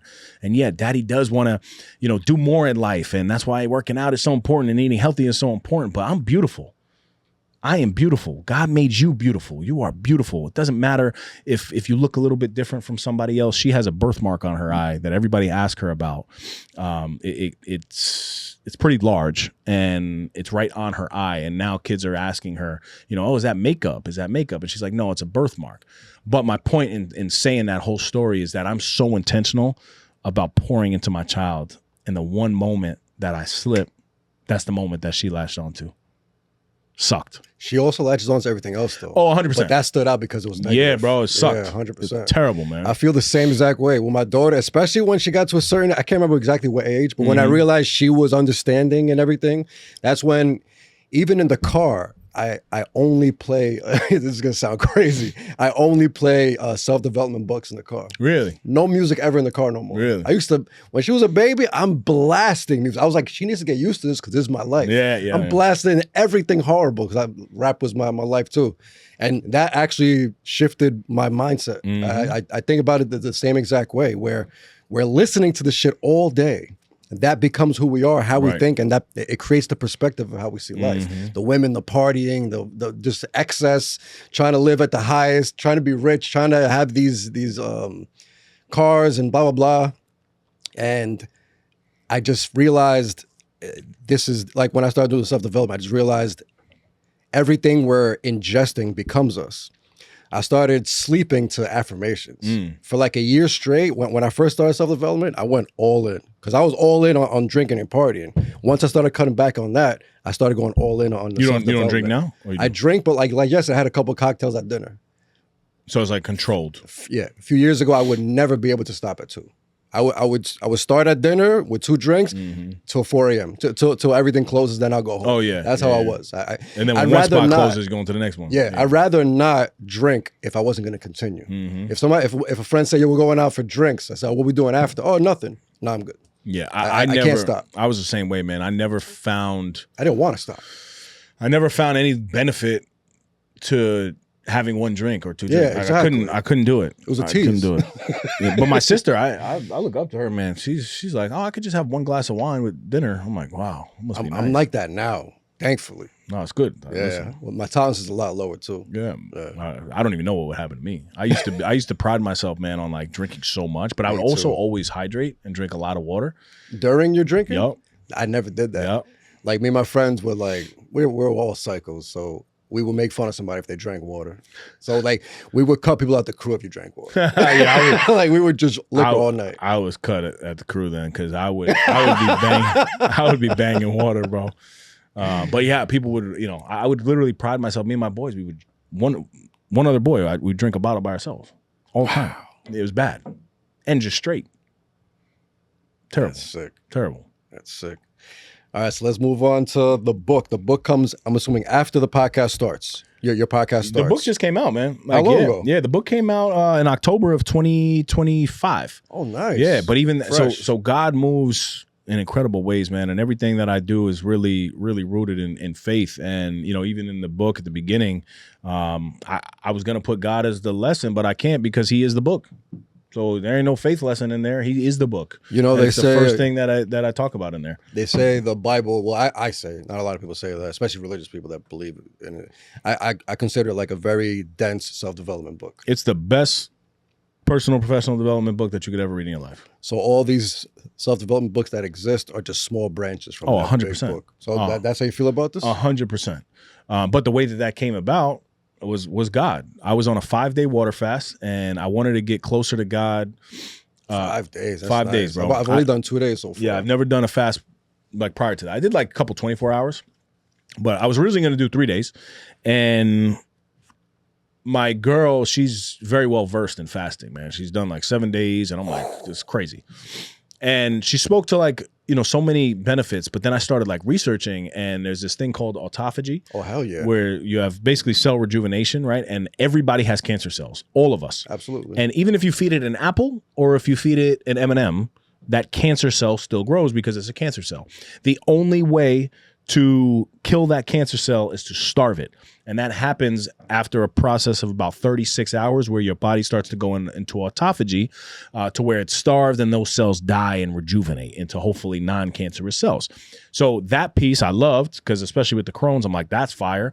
But also I want to get closer to God, man. So before I did this fast, I wrote a prayer that every time that I get hungry, I'm saying no to the flesh and I'm just putting it on God. Please just get me through this moment, get me through today, get me through this hour because I'm hungry and I just need to lean on you. I also prayed for my next big break in life. I prayed for God to just show me the next move that I needed to take. When was this? This was before the book? This is before the book. This is a couple months before. Before you even started writing it? Yes. Okay. This is before. And this is in May of last year. So just about a year ago, pretty much, right? April or May. And I'm on day 1 of the water fast. And I'm meditating in the sauna. And I had this speaking engagement come up. It was coming up in the next like couple months called InvestFest, right? Which is like the biggest financial platform in the world. We get 25,000 entrepreneurs down there. They're teaching financial literacy and all things like personal professional development. Super dope. My boys, Troy, Rashad, and Mike, they run Earn Your Leisure. Oh, okay. Yeah. And I'm in this meditation, and behind me, I'm on the stage. This is what I'm like seeing. It's like I'm like looking at myself out of body. And I see myself on stage and I'm giving the speech and everybody brings their phone out in the meditation. Like this is me visualizing, right? And a QR code pops up on the screen and these guys are scanning. And I'm like, what is this, dude? But I'm staying in the meditation. And you know how meditation is. You're like kind of there, you're not there, but You're like, yo, like don't come out of this, just stay there. And boom, lead comes across my like vision. Boom. I'm like, yo, what is this? I'm like, oh my God, it's a book. It's a book. I come out of the meditation. I'm like, damn, like my girl wrote a book, but the way that she did it, she told me she would never do it again that way. So the only other person that I know is this chick, Mary Bellatiri, who wrote a book. Now, Mary is a good friend of mine, but I hadn't spoke to her in about a year. And she had come to my mind, and I'm like, I got to reach out to Mary. On my way to work after that meditation, who texts me? No way. Mary. And you haven't spoken to her in a year? Hadn't spoke to her in a year, bro. And she's like, Dave, I need to ask you something. I need this. I said, nah, Mary, like, I'm gonna need to call you. She's like, yeah, what's up? Hey, how you doing? Boom, boom, boom. I have this idea for this book. Like, it just popped to me. But here's the thing. InvestFest is in like 3 months. I want to have it ready for this. She's like, wow, like, I don't know, like, how fast can you write? Like, you know, I'm like, I don't know. I'm in a 5-day water fast right now. And I'm just going to start writing. So I get back to my office. I start writing these like leadership words down. And I didn't have anything, but I just like, you know, discipline, communication, consistency, intention, integrity, all these things. And I have like 75 words. I'm like, what's the most important one? Boom, by far, it's self-discipline, by far, in my mind, right? So I'm like, all right, what would this look like if I sit down and I write this chapter on self-discipline? How would I want to make it for people to read? Let me explain what self-discipline is. Let me tell a personal story about self-discipline. Let me give you an action step that you could take in your life and a reflection question that you can ask yourself. That's what I would want if I were to read a book. So I sit down and it takes me about 3 hours. So I'm like, all right, 3 hours, wrote this one chapter. This is really good. I go back to that list of 75 and I'm like, 75 lessons, leadership. Nah, it's whack. But I'm like, lessons to lead. I like that. And then the number 30, boom, 30 lessons to lead. And it just kind of came. But I had already circled all of them and I go to count and there's 30. Amazing. I'm like, that's it. So through that 5-day water fast, bro, I literally wrote for about, I have it on my phone, but I wrote for like 67 hours of like writing time. And remember, this was supposed to be a 3-day fast. On day 3, God started talking to me. He said, don't stop now. Don't stop now. You got to go to day 5. So throughout that 5-day fast, I had the majority of the book like written. And then it was about like bringing it to life, cleaning it up, using editing tools to really like. Yeah, that's the part that's not fun. Getting it all out is beautiful. Yeah. It's like therapy, but then the editing, yeah, it was a lot. But then that's where like once I turned it over to Mary, she was able to connect me with, you know, the person who does the spine and all that stuff. And then I utilize, you know, Claudio from the podcast, his that's his photo that he took. Nice. I like bringing people along, you know, the journey with me, man. You got a good team, so yeah. So that's how the book came about, but it was God driven, man. Absolutely. That's beautiful. Yeah. Where can people find it? So it's in all retailers, man. You can get it on Barnes & Noble. Nice. You can get it on Amazon. You can get it in Walmart online and DaveReggina.com. Very nice. Yeah, man. So it's been a great journey, though, man. I really believe in the work and the framework of what it is, right? Like it's broken up into 3 sections, 10 chapters each. And the way that I break down leadership, like leadership to me, if I had to simplify it, it's 2 things and 2 things only. It's action and influence. The actions that you take in your own life that make you a leader, and then if you have the ability to influence others in their life, right? So that would be the definition of leadership. And the way that it's broken down is into 3 parts. And the first part is to lead yourself first. So the first 10 chapters are all about, you know, building discipline and that style. And then the next 10 is about leading with intention, right? So once you already now have certain tools, are you able to move a little bit differently with the intent of your life? And then the third and final stage of leadership, which I think we all want to get to and hope to strive for, is lead to multiply. Do we have the ability to multiply leaders, to make people better than we are, right? Because I think that part of leadership is missing. And I think it's not just about like, you know, getting out here and saying things for yourself. It's more about saying something that's going to trigger something in somebody else to hopefully inspire them to do a little bit better in their life. That's definitely the next level. Yeah. You help people and then you're helping people to help people. Right. But you got to learn first, right? 100%. And that's why it's lead yourself first, then lead with intention, and then lead to multiply. Or else it's not authentic. There's a lot of guys out here that just want to shine. They just want to be on stage. Yeah. It's crazy. You know, a lot of people, I mean, not a lot of people. I have a very, I would say healthy, you know, platform and that. But there's still a lot of haters, man. Like, of course, you know, they a lot of people who don't know me, they look at me and they judge me. Of course, until they actually get to know me, have a conversation with me, and they're like, oh, all right, like it's much different than I thought. I'm sure you get that all the time. 100%. It looks like you, like you were saying earlier, people see you as a muscular guy, nice beard. They think you have it all figured out. Everything's perfect. Nah, man. So why would I listen to this guy? I can't relate to this guy until they hear the story. Right. That's the beauty. That's the beauty of podcasting. Right? Exactly. I was going to ask you, why do you do this? Like, why do you do everything that you do? You know, it all stems from creativity. I've grew up with a camcorder in my house. So I started doing little stupid videos with my friends out in the street. You remember Jackass? Mm-hmm. Me and my friends made Dumbass. We would just do dumb stunts, and I would edit, I would film it, I would edit.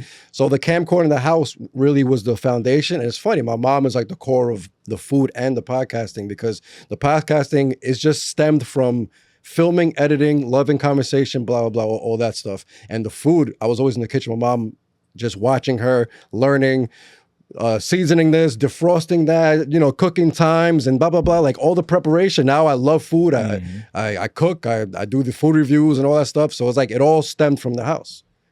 Like I was saying earlier with the subconscious mind, what we are is what we learn is what we are, unless we want to change things. Mm-hmm. Like the first, you know, when I started becoming an adult, it was all about partying. That's all I cared about. So I surrounded my whole life with that. All my friends, everything about my life. My job funded my partying. Everything was partying.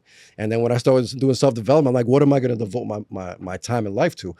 When I started doing self-development, I left corrections. That's when my mind opened up to really matters. I was numbing myself maybe to even just deal with what I was dealing with inside. I don't really know at the end of the day. Some days I was drinking on the way to work. I would have a cooler in my back seat full of ice and beer, and then I'll just replenish it. If the ice melted, pour it out, put new ice. If the beer finished, got more beer, got more ice.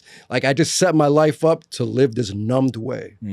So when I cleared that out of my life, I just focused on what I wanted to do and what I loved. And I always loved food, and I always loved filming, and I always loved conversations, interviews, late night shows, all the celebrities that I was a fan of. I liked hearing their story. I liked watching their interviews, and before it wasn't even a podcast, it was just interviews, like radio interviews. Or do you know the guy behind the actor studio? You know this guy? I forgot his name. Something Lipskin or something. I forgot his first name. Behind the actor studio. Yeah, it was some college. I think it's actually Manhattanville College. I think it's actually here in New York. That's where I went, bro. Really? It might have been there. Is there an acting? Yeah. It might have been there. In the auditorium, he'll host interviews, and the crowd is all students, and he'll interview a celebrity. He's done like Dave Chappelle, Brad Pitt. Oh no, it's not Manhattanville. Okay, maybe it's maybe not. Manhattan. Maybe Manhattan College. Maybe it's Manhattan College. So, like, I loved conversations like that, getting to know the celebrity that I'm a fan of from birth till now. What the hell did they go through? And those stories were amazing to me. I loved hearing it, because I was just a fan of their work, but to hear the actual person, their story. This is before social media. Mm-hmm. Now we could just watch our favorite celebrity every day, what they're eating, what they're doing. Back then, we didn't know what the fuck they were doing. Mm-hmm. But seeing these interviews, I got a little peek into their lives. Like, wow, cool. That's what their parents were like? Damn, they were doing comedy since they were 12 years old? Like, that's crazy. Like, I know them as a 30-year-old comic, and they've been doing it since they were a child. All that, I just love that story. And then the self-development, it all just worked out. It like, I love the way my life has been playing out so far. Even though if I had stupidity, like over 10 years of just partying 7 days a week, stupidity, just numbing myself. I had no goals. I didn't believe in God. I didn't believe in any religion. I didn't believe in anything. I didn't care if I died, nothing. It was just, I didn't give a fuck. It's about partying tonight and topping last night. We got to go crazy tonight. What we doing tonight? Where we going tonight? Who's coming out with us tonight? Nah, don't invite him. He drinks water. Yo, it was chaos, bro. But it all just, at the end of the day, it all made sense. The bullshit faded away and the true love stayed, and that's creating, that's filming. I also paint, I write books. I published 2 poetry books. Right now I'm writing 7 books. Wow. 2 of them are how-tos, how to podcast, how to food influence, and the other 5 are self-development books. Very fine. Yeah, man. You mentioned one of the words in one of the titles. You mentioned baseline in the beginning. The book that I'm almost done, I'm pretty much done writing. I'm at the editing phase, which is the worst part. I've been editing it for months. The human baseline, where it's a scale from -0 0 to negative 100 to positive 100. And the middle is 0. And that's our baseline. That's where we should be living. So everything above it is all the highs. It's actually laughter, love, accomplishment, sex, and intoxication. It's kind of based on dopamines, where it's like you have to consciously know you're hitting these dopamine levels, but you have to always realize 0 is where you're supposed to be. And the same thing with the negatives. If I remember correctly, it's anxiety, depression, loss, grief, and I think I'm missing one. And it's some people, their loved one dies and they live in that grief forever. They never let it go. Mm-hmm. It's in there every day. Oh, my mom. Like they live through that grief. It's like they kind of like it a little bit where like it's pain and they could actually live off of that. I don't know. It's a weird psychology thing, but it's to consciously know we have to grieve. We are going to go through this pain. We are going to suffer when things happen, but it's consciously knowing there's a 0, there's a baseline. We have to return back to regular life, and that's the human baseline. I like that, man. That's a great concept. Now, what about? Do you believe that you can live above baseline? No. Why? Well, you can, but it's not good. Like, for example, alcohol addiction. You'll be living at 100, which is not good. You can live there, absolutely. But I'm saying, like, I think even through your own life, like through my life now, I like to think that I'm not living at baseline. I'm living above baseline by just doing the everyday things that I love to do. Like, but that's your baseline. That's the beauty of the human baseline. Okay. You create your own baseline. Gotcha. If exercising 7 days a week is your baseline, that's your baseline. Gotcha. You know what I mean? Okay. All the good stuff. Yeah. That's not giving you these unrealistic dopamine spikes. Right. Okay. You know what I mean? I like that, man. That's a great concept. Yeah. So it's like my baseline. I fast every day. I eat 1 meal a day. On a good day, around 5, 6 p.m. Okay. Like right now, just water, not even coffee, nothing. No coffee, nothing? Nothing, just water. Really? Water all day until 5, 6 p.m. I even go to the gym fasted. Really? Sauna fasted, all that. I do everything fasted. Like, hunger is nothing to me. Hunger, I'm so above the physical and the mental. You should do the 5-day, bro. Yeah, I want to. It's a really good challenge. I definitely want to. You'd obviously be able to 48 hours. Achieve it. That's great. Yeah, no. So I could definitely do it. Of course. Yeah. No, anybody could do it. Yeah. It's just, I love hearing. I wanted to ask that question because we haven't had that many, conversations. Yeah. It's just high and by type thing. Yeah. Very cool, bro. I appreciate that. Well, what else we got? So we got the podcast, we got the book. I feel like we're missing one thing. Spoke about Ace. I want to talk a little more about Ace. Yeah. So like, I see what it is and it's growing and it's great. If you could just tell the people a little more detailed about what it is, and I would love to know the goals. Yeah. So Action Cultivates Excellence is our leadership training and transformation company that I run alongside my business partner and best friend, Sean Degnan, who, as I mentioned, man, best leader in the world. You should definitely have him on the show. 100%. I was actually thinking, should I invite them at the same time or separately? No. I think I want you guys separately because you guys have your own wild stories that are so inspirational. But then maybe we could do it together. Great speaker, man, and just a humble dude. It's really, amazing to have that as your friend and your partner. Bro, like, and that's the thing. We were the guys that weren't like that. We were not vulnerable dudes by any means, man. I was that guy. I wanted you to think exactly the way some people think and judge me. I wanted everybody to think that. That was my goal. Yeah, I was the same way. If I could look like that and I could be, bro, I've been the white boy that grew up in Mount Vernon and got beat up for being white because I was in a park that I shouldn't have been in trying to play ball. You know what I mean? Mount Vernon's predominantly black, right? Oh, yeah. I mean, it was like that my whole life. But also when you grow up there, you don't think anything different. And also there was plenty of Italians that are over there. Things are very different now.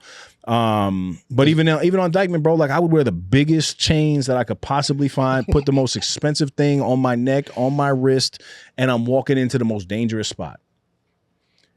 Thank God. And thank God. Absolutely. You know what I'm saying? Because I'm really not about that life. Absolutely. You know what I mean? Like somebody pulls out some shit. Like, nothing you could do. We could fight. You know what I'm saying? Like I grew up fighting. It's okay. Yeah. We could fight.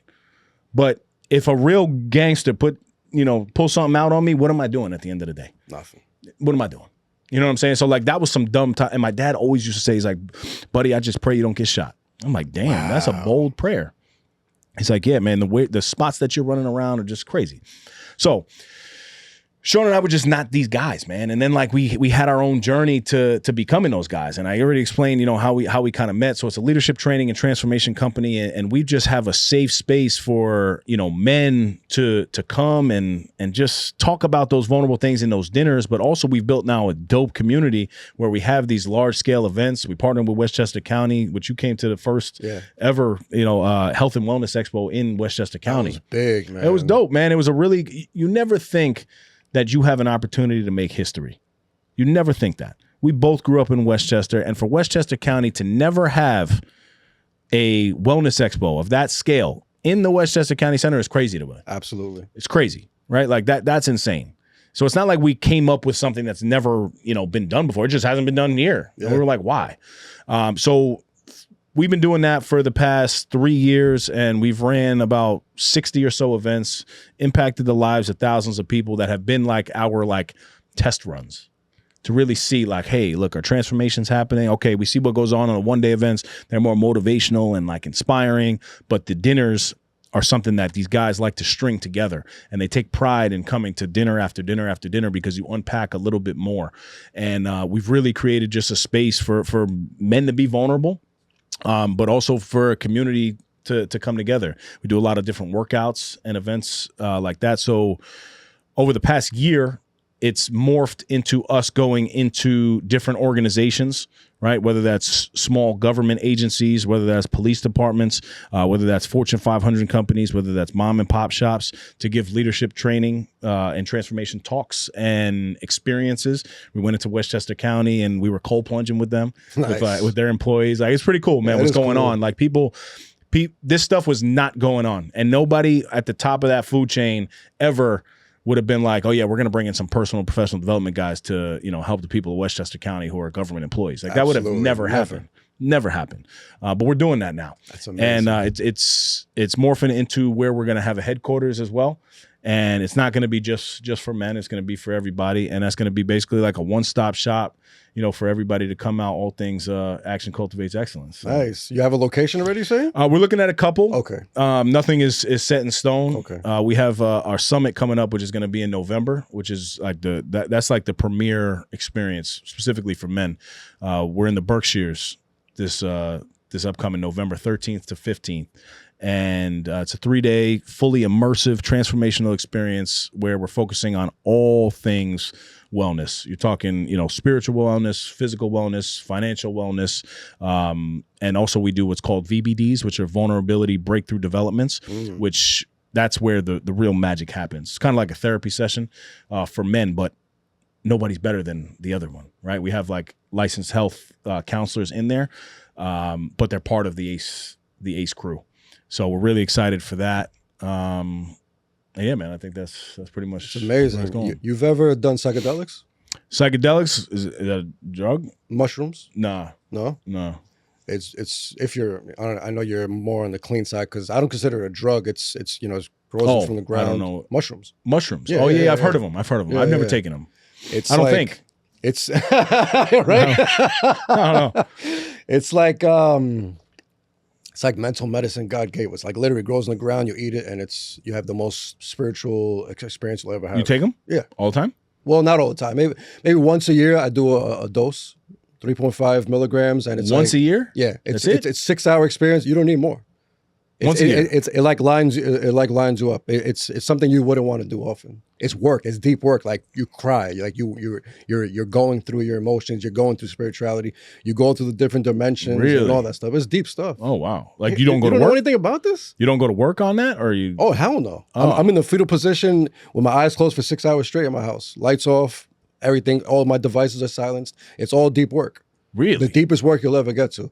I've been doing a lot of this stuff and researching it. I've tried multiple psychedelics, and that was definitely part of helping me get away from the partying and the drinking and more into self-development. That's very cool, man. Yeah, it's the best thing. Especially because it comes straight from God. It's amazing. Wow. Yeah. I wanted to ask you about that. No, I never did. And man, there was one more thing I wanted to ask. It just slipped my mind. Oh, I wanted to talk about you said you and your partner have been through many things, so people don't expect you to be the guy helping and leading, blah, blah.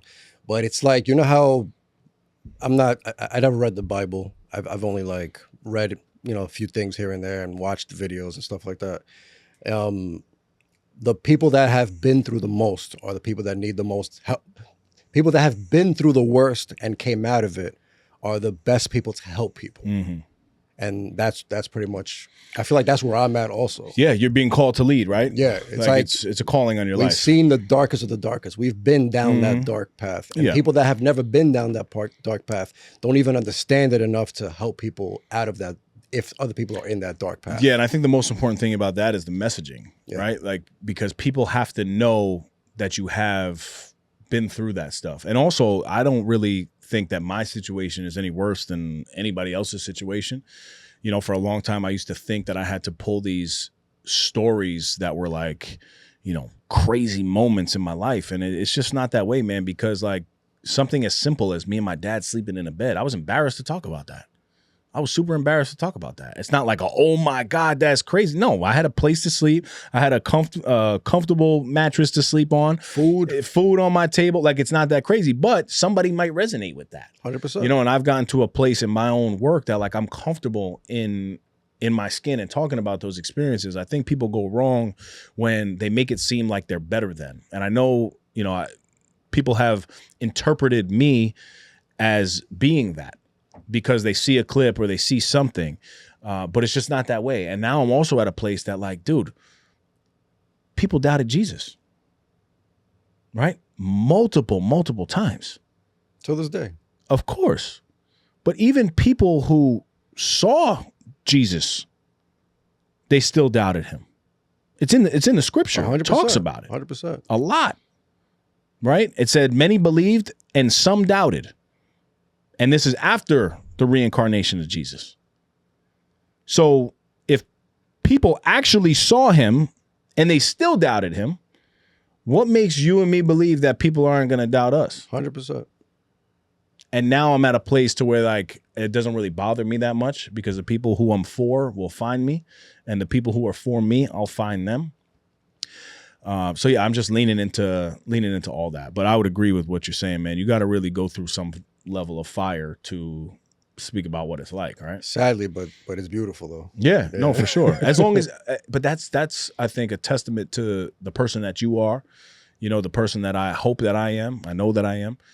There's a humility behind it, and I also think people are very good judges of character. And when people hear you speak, you can feel the authenticity behind it. And sometimes when I hear people speak, I get it too. I'm like, I don't really know about this person. And that's normal. But like, we just have to make the conscious decision. Is this somebody you want to look into? And now I try to give everybody a chance, because I could be very judgy myself. Absolutely. Or everybody is. 100%. And it's something that I work on in my own life. But also I understand, like, I've put a lot of work in, you put a lot of work in now, and like, you can't be accessible to everybody. You can't. But the people who are going to align with you, those are the people that you want to be available to. And that's what I strive to do. Intentional, 100%. Yeah, absolutely, bro. Do you have a favorite self-development book?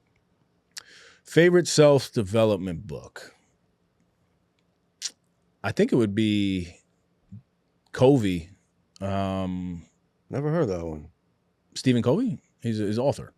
What would be 7 Habits of Highly Effective People. I've heard of it. I haven't read that one. It's great, bro. Yeah? Yeah. I mean, it was one of those sauna books that, like, the pages came out, and it's very high level stuff.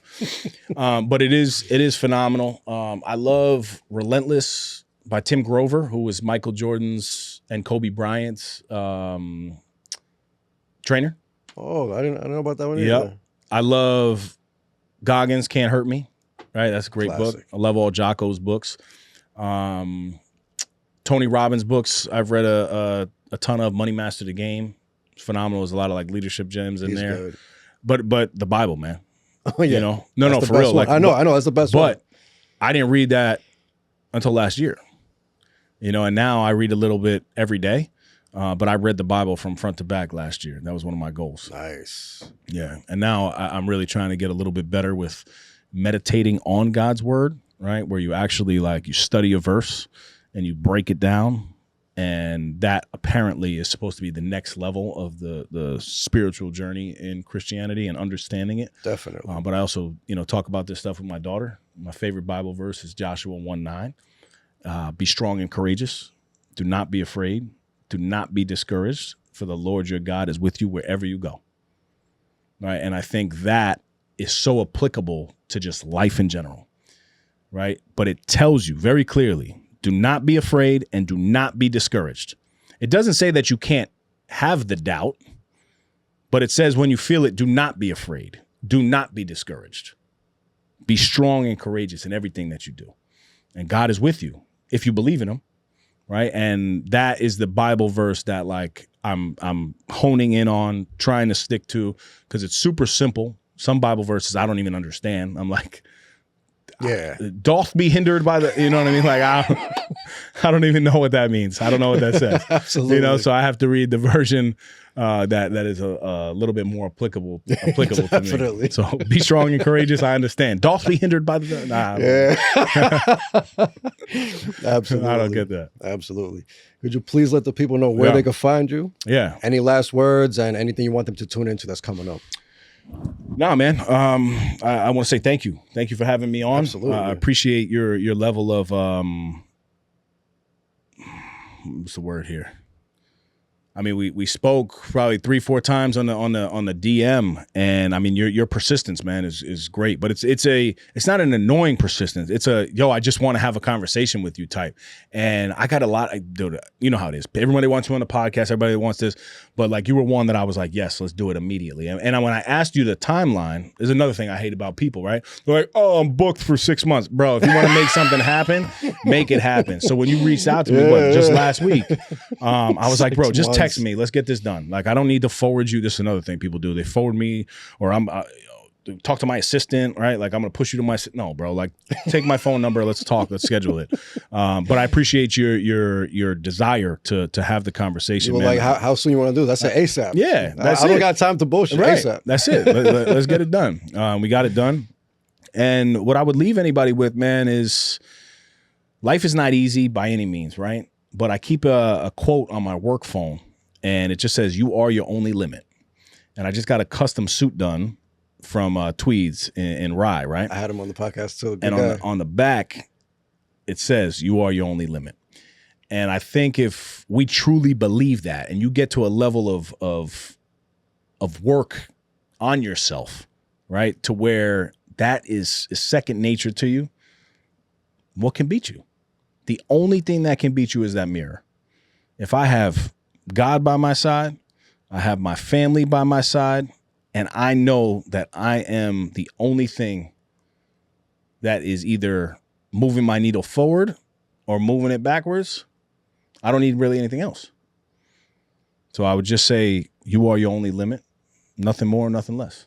You know, and you guys can find me on Instagram. That's kind of where I'm at. My favorite platform for sure. If it all goes away, I thank God I have 15,000 emails that I can lean on. Well, nice. hopefully we don't need that.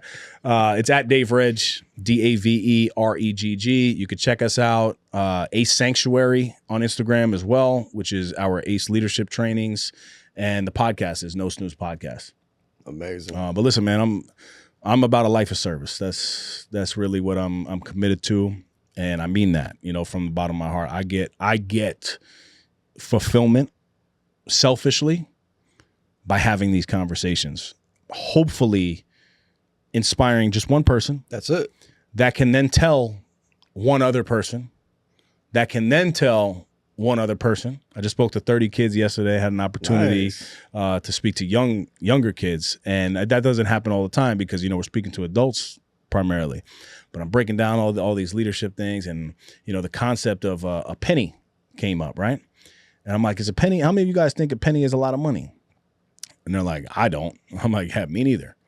But I'm like, if I offered you $1 million cash right now, or I said for the next 30 days, I'm going to take one penny and I'm going to double it. Would you rather take that penny or the million? And a lot of them were like, nah, give me the million. I said, well, take your phone out and take that penny and double it every day for 30 days. And it's 10 million. I would have never guessed 10 million. I thought it was gonna be like 1 million. It's 10 million, bro. Wow. Well, because think about it. Once you're already now at, day 15, you're above the 100,000. Now when you're, you know what I mean? Doubling that, yeah. And the real compound happens when you're at 5 million, and in one day you double it. Now you're at 10. So the last 2 days, and I think it's a great like life analogy. Obviously not in 30 days, but the more you compound in your life, both positive and negative, things are going to be either really good or really bad. Absolutely. And that's just how life works, man. 100%. Another question popped up. Do you miss the partying? Like, for example, the best story you had with the $30,000 night. Yeah. Like, I miss that shit. But what sucks with me is I feel like it doesn't exist anymore. Partying like that doesn't exist anymore. Like even this generation being more health conscious, they don't drink as much. So this younger crowd is not even out like the way we were. Right. So do you miss it, and how you feel about it? I think I miss some of the people attached to those memories. You know what I mean? Like some of my boys who, were my best friends at that time that no longer are really in my life. So I think that. I don't think I miss it because I actually get the same level of fulfillment through my life and the way it's set up now. Like I live on a lake, and yesterday I'm just outside with a, $15 fishing rod with my daughter. I'm serious, bro. Like and $15 fishing rod. And, it's a little worm. My hands are dirty, and like I just love it, bro. There's weeds everywhere, but like I'm on a lake, dude. Like I just find so much fulfillment in these little things. My girl and I sat on that lake on a float for 2 hours the other day. I love that. I also love going to sleep really early because I wake up early. So I don't miss being out. Like even if I'm up till 12 now, I feel like I have a hangover, bro. I cannot. My girl's a little night owl. Like she can rock out. And me, I'm in bed by 9 o'clock, bro. 9:30, lights out, I'm done. And I find a lot of fulfillment in that. It is amazing. Yeah, it's it really beautiful. Is amazing. Like, it's beautiful. When I was partying, I was working 3 p.m. to 11 p.m. So it was perfect. Oh, that's perfect. So I would get home like 5 a.m., enough time to sleep. I was fine. God. It was perfect. Wow. For that lifestyle. Yeah. Jesus. Yeah. Imagine that. Not worrying about waking up at 6 a.m. to go to work. So that's why I did it 7 days a week. I was like, I could do this all day. All day long. No problem. Wow. Well, thank you very much for the great conversation. Absolutely, bro. Thank you, man. And listen, best of luck to you, man. Keep going. Thank you. I think what you're doing is super dope. The way I opened it is the way that I want to close it, and I want to give you your flowers too, man, because you're super creative. And the past couple months, you've been popping up on my stuff a little bit more, and I'm happy to establish the relationship and continue it. Anything I could do to help you out, man, you let me know. I appreciate it. Absolutely, thank you very bro. much. And thank you, everybody, for watching. Peace and love. You got to talk to me about this opening, bro. What's the opening? Talk about it with Franjez! I think I was studying marketing at the moment, where you have to stand out. So you have to have your own brand. So I'm like, I need my own logo. It's just an FJ.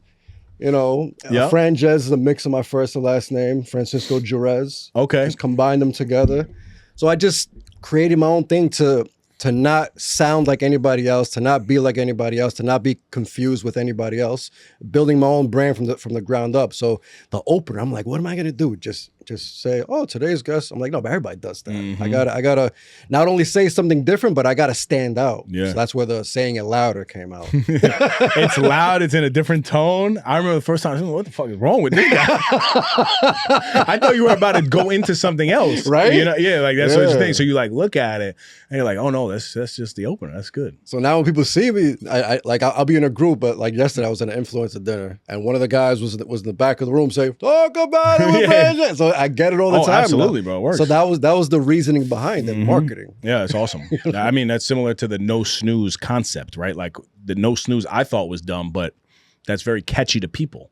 It's so relatable. Right, because the first thing you see in the morning is that snooze button. Absolutely. But no, I definitely wanted to hear that. I remember the first time I heard it, I'm like, wow. I started this podcast, interviews with Franjez, and it was the same exact set of questions for every guest. And then I realized it was too rigid. Yeah. I wanted to switch it per guest. So then I started doing talks with Franjez. So it'll be The title would be Dave Reggina Talks with Franjez. So it's like a sentence. Yeah, okay. And I'm like, Talks with Franjez isn't it? But Talk About It with Franjez is like perfect. I'm like, that's the one. I like it. No, it's good. I love asking questions like that. So I hear the story. Appreciate it. Appreciate that. Subscribe.